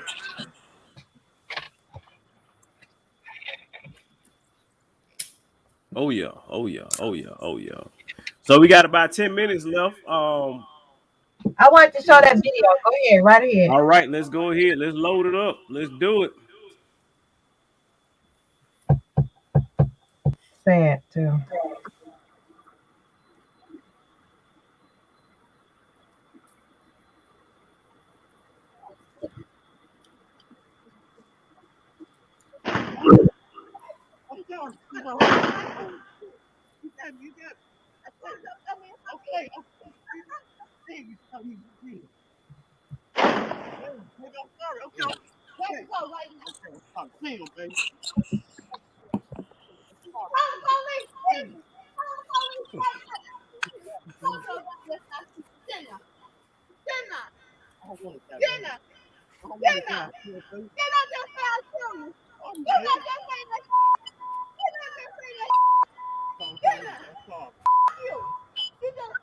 I don't want to die, baby. Please. You call police. I just found somebody. Dumb ass. Just told you I shoot your ass. Tried Look to at rob me. Bosco. Tried to help your dumb ass. Call the police. You just tried to rob me. I'm sorry, baby. Call police. Now, you thought I was playing? I told you I'll shoot you. Wow. Explain what's going on. Wow. That is a Chicago police officer, and she was struggling with the guy. Apparently, he was like her boyfriend, and they were arguing. And that's when she told him, she said, y'all heard him. She said, but anyway, yeah, she was off duty, but she is a Chicago police. Well, she was a Chicago police officer. What? Oh, you mean when she lost her job over there or something? So now let's get to how should we feel as black people? You kind of far back, you might. When people announce stuff, when we see stuff, now we need to get the emotional strain on how should we feel as black people. So I missed what happened. I seen him. He walking. Did she grab him or he grabbed him? It's like they was together. They were together. That's what he said. They were together. He was taking, I don't know what the conversation was, but apparently she got upset about something and she threatened, and then they start, struggling. And so she shot him because said, she said, "I kill you." When they would like, you know how you wrestle, Right. and I kill you, I kill you. And so she took out her gun. She had a chance to take out her gun and she shot him. He was like, "Oh, you shot me for real?" And she shot him again. He was like, "Why you shooting me?" You know. And so he said, then she shot him 3 times. He said, "I don't want to die. I don't want to die." But he was taken to the hospital, but he did die. He succumbed to his injury. Oh man.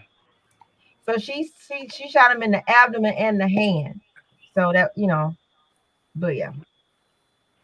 And she lost her job. Yeah. Hey, I just want to make certain I understood what you're saying. So they were not total strangers. These were actually a couple. At all. No, they were dating.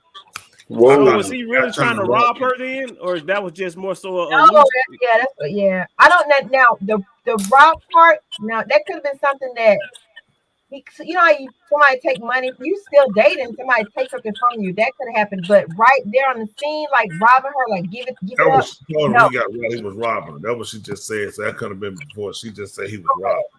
Right. You think you're gonna rob me? So it's like he might have taken some money out of her purse, or you know.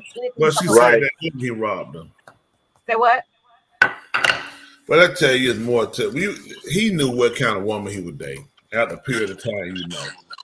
She knew what kind of man she would date. Good girls like bad guys. You get these guys, and you get these crazy ones. He looking, she a police. He excited. Well, I got my police shit. Boy, he don't realize police women the worst women to date. Because they'll stalk you, follow you, pop up on you, and use that against you because they know how the system already view quote unquote, a black man. They'll use that authority over that man until they trap him in that he can't have that freedom. He can go cross her, quit him, see somebody that catch a hole on his phone, anything. She'll wreck his life. She'll come at him and she'll put the law on and have him arrested.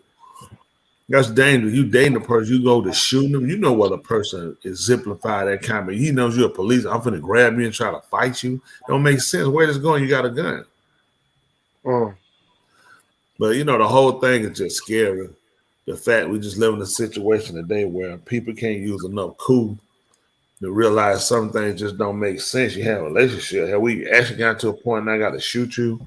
I mean, you're a police officer. You got to know what the law is and realize, does this warrant me shooting you? Especially when there's a relationship. I'm sure they fired her because of the fact, look at it's just messy. Right. The fact it was domestic. You know what I'm saying? There's somebody you would date. So you date people or date, you know, they'll say people because now you're open to men and women that you actually have to shoot and you have this kind of camaraderie going on. It's just sad, you know, that people aren't being vented better, you know, to be law enforcement officer or people not venting people better when it comes down to relationships that move into marriage or living together or anything else that people do. Yeah. Wow. What's the world we in, everybody? And those of you that That's listen, really something right there. what's your take? I know our time ticking, but what's your take? When we gonna meet up? When we gonna talk? When we gonna try to do something different? You keep dealing with the same thing, and it's not over. It'll continue to happen. I wasn't even aware that they got other murders that's happened. They still hadn't even been released yet because they're still working and dealing with them. They're a little loud. Junior. Oh, no. Junior. Fake Usher. Yes, sir. Cut it down, son, you fake Usher. Go hold the door and pass out some fans. He look like Usher. Only if he got fans and ties envelope. Yeah, but listen, everything going on today, we have got to do something different. And doing something different don't mean we hate other people. We just hate our situation. That's all right. You don't have to agree with everything that everybody does or everybody say. You know how you feel. You know what's best for you. We've been here long enough. You got to know when you watch, you're welcome. You got to know it's time to stop going over and visiting. It's time to go home. Yes. Let's get to eat. Dinner's cooking. Let's get home and, you know, do something different. Hey, we always come on every week, you know, want to impart something to you guys because you give something else knowing you out there listening. There's other, you know, free thinkers that feel like, hey, we deserve a better way and we deserve a better day. We can't do it then. Hey, if anybody asks you mine, you tell them you always mine. Every Thursday night, right here on Two Mics in My Mind, 8:30 p.m. Eastern. Hey, if nobody else tells you they love you, hey, we love you. And our language is called a hug. Tuli, Love Doctor, Resident Joe, Shari Boston, take us home. All right. Uh-oh. Everybody got to get ready. One liner. We got it. Let's go. It got to be like, come off the dome. Off the dome. Who want to go first? So if I call your name, you ready to go? Who is that? I'll go. All right, we're going to do Dwayne since you said you're going to go. Dwayne, give us one. Cough. Hey, if your neighbor dog keep on barking, yes, I got the solution. What is it? The solution is get you a doggone wireless Bluetooth speaker and put it out there by the fence. And every time that dog barks, turn that wireless Bluetooth speaker on and start scaring that dog. That's You not. can shut up. This is working. It's working. It's working. That's Oh, how you yeah. got to do. Oh, yeah. Congratulations. Yeah. We did it. Showed that dog what time it is. And at me too, I helped take a bite out of crime. Damn. Who next? Let's hear it. All right, Resident Joe. I ain't even thought of one. I'm gonna be inspired by what you said yesterday. If your actions are resulting to negative results, change your actions in life. Okay. Okay, that's it. I'm That's done. all right. That's all right. I was inspired by you, Rob. That's all right. All right, Basha, what we got? Mental health. Not mental health. I'm tripping. Mental health. Oh no, we might need to talk about mental health. No, I'm tripping. Go ahead. We might need to keep this up. You said mental health. Not mental. He said no. I'm tripping. Hit tight. What you gonna say? Mental toughness is only proven or shown when you're hurt the worst.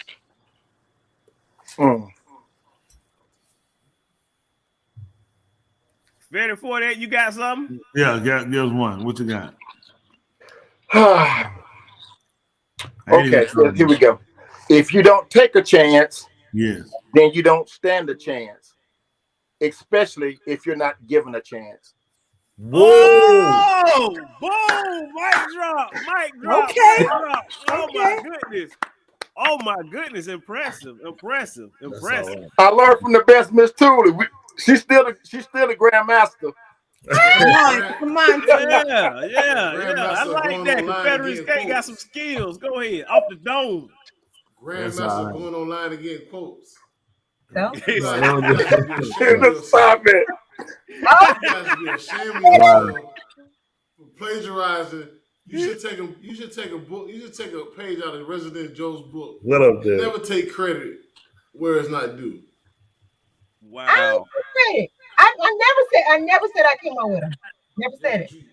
You never state your references. Yeah. Everybody, who does that? That's right. The people that don't want to get sued. Yeah. Honestly. I'm like, who does that? Honestly. Okay. Come on with it, Miss Go Tuli. ahead, Tuli. Thousands of candles can be lighted from a single candle, and the life of a candle will not be shortened. Happiness never decreases by being shared. Written Be by. nice, people. I like it. Written by. What? He said by who? Mine would be turn off the lights so your light can show. That's right. No, your light can show. So we gotta turn the lights off with this people. That's the only way our light can show. So when they came out of Ibrahim, it was dark. That's how right. the light showed. Yeah, we gotta turn on the lights so our lights will show. Wow. No, it ain't fair. I got my own. Here we go. Let's Here. do it. Elaborate on your quote. He's the light that everyone can see. That's coming off of here. No. What? Ain't that some stuff you said in the third to some third graders? No. No. Be the light that everyone can see. Yeah, that's Said stuff that you 4 tell shows the kid. ago. Yeah. At best. If shows ago, it was mine then, and it's still mine now. But Ron, Yes. you always say this. You can't be 33 unless she was 3. That's true. Got a point. You gotta be 3 first before you're 33. Goodness. That's true. That's true. You got that thing. I'm sitting up here like, what did she just say? Blow in the dog and do what? That's it. Wow. Hey, thank everybody out there who hit that cash up too. We appreciate y'all. That's right. Yeah, we appreciate all of y'all out there. All of you, we are hard. We honestly do all of them. Some of them don't type in. Some of them just sit back and watch. Some will watch it tomorrow. And when you do, just know it's that feel that love, that heart, white, black, that energy. We all feed off of each other. We need you. I need you to live. You need me to live. We need one another to live. It's bad that we live in a world today where governments have decided it's time for people to die. The COVID-19, guns, fentanyl, all this stuff comes through governments. It ain't the American government. It's governments. People need to take back control. So we can say we all want to live. We all deserve to live, no matter what your color, your race is, your situation, whatever you deal with. That's your survival. That's your struggle. That's your choice. But everybody should have that right to be them, without infringing upon others' rights or existence. You know what I'm saying? I'm all for it. And I'm all for it. You done got COVID. You put a mask on, 2 pair of drawers. Because I know you did that. You left some in your drawers. And enough tissue to get there. And that turtle head, when that turtle head dropped down and tingle like that in your drawers, them drawers. You can try to go there and get a little tissue and put some water. All you gonna do is spit it in white cotton fruit balloon. Don't do it. It don't even make sense. That man, when that turtle head shoot out, like, wow, they gonna tickle his drawers. When they tickle your draw, then they gonna spread. This is no after school special. Man, use that sweater. Use that sweater, huh? Brown crayon is the worst crayon to write on paper. It is. Oh my goodness. Look, you hear him coughing back down. It is.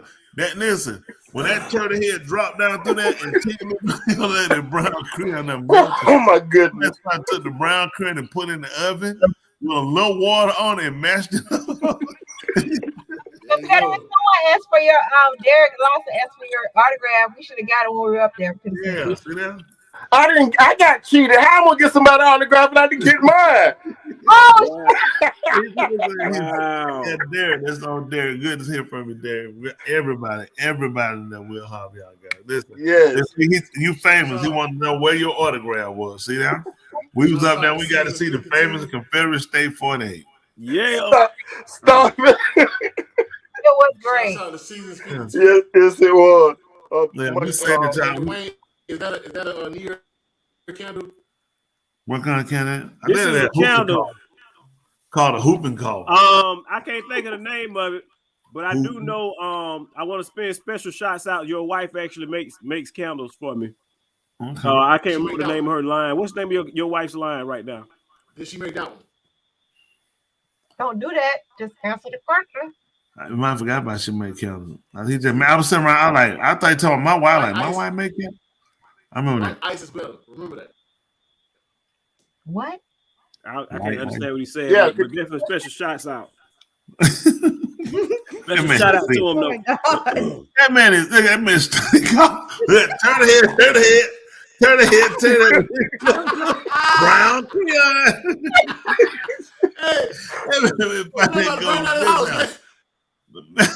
It's so hot. He blew the candle out. That COVID wouldn't let it stay lit. That blew. He got to go and light it again. Turn the head. Brown crayon.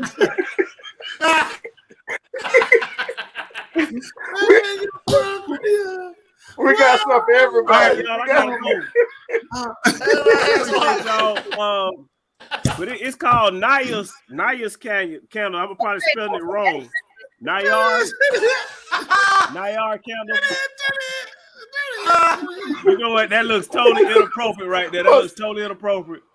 Brown crayon, man, every time you call, And you can't when you jump and call. There's no way. Real special grape flour. We know it. I'll buy one. I just don't want that one you got. Grape flour. Huh? What happened when you cough? Turn the head.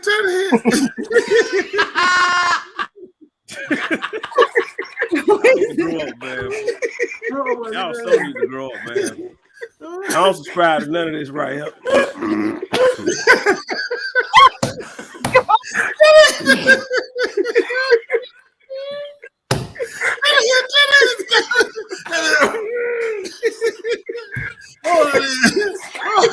I'll pay for another hour. I want to see how long he go with that coffee.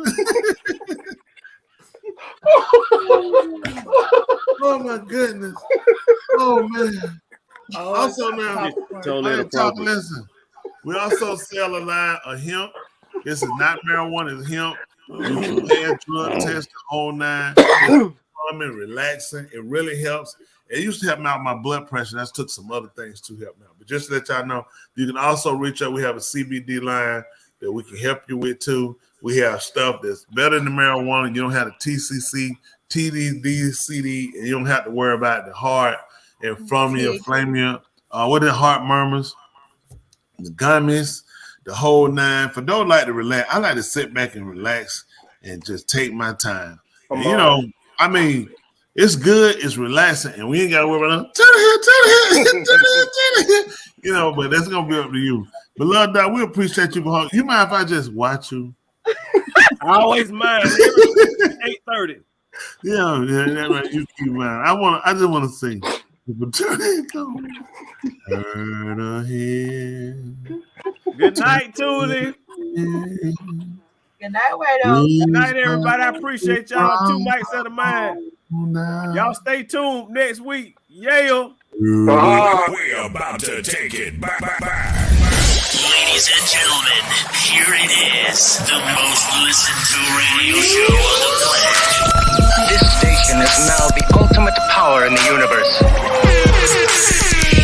Tony and Lee on the radio. Dr. Joe's therapy on the radio. The love doctor going live on the radio. 2 mics and a mind on the radio.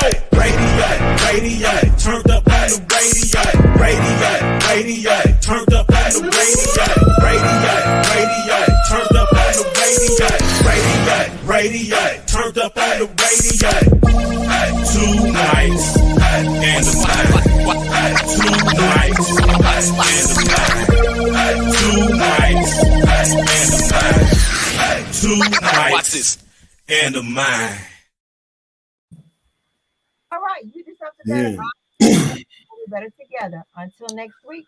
Listen, ain't nothing wrong with being behind. Long as you know, turn it. We'll see you next week.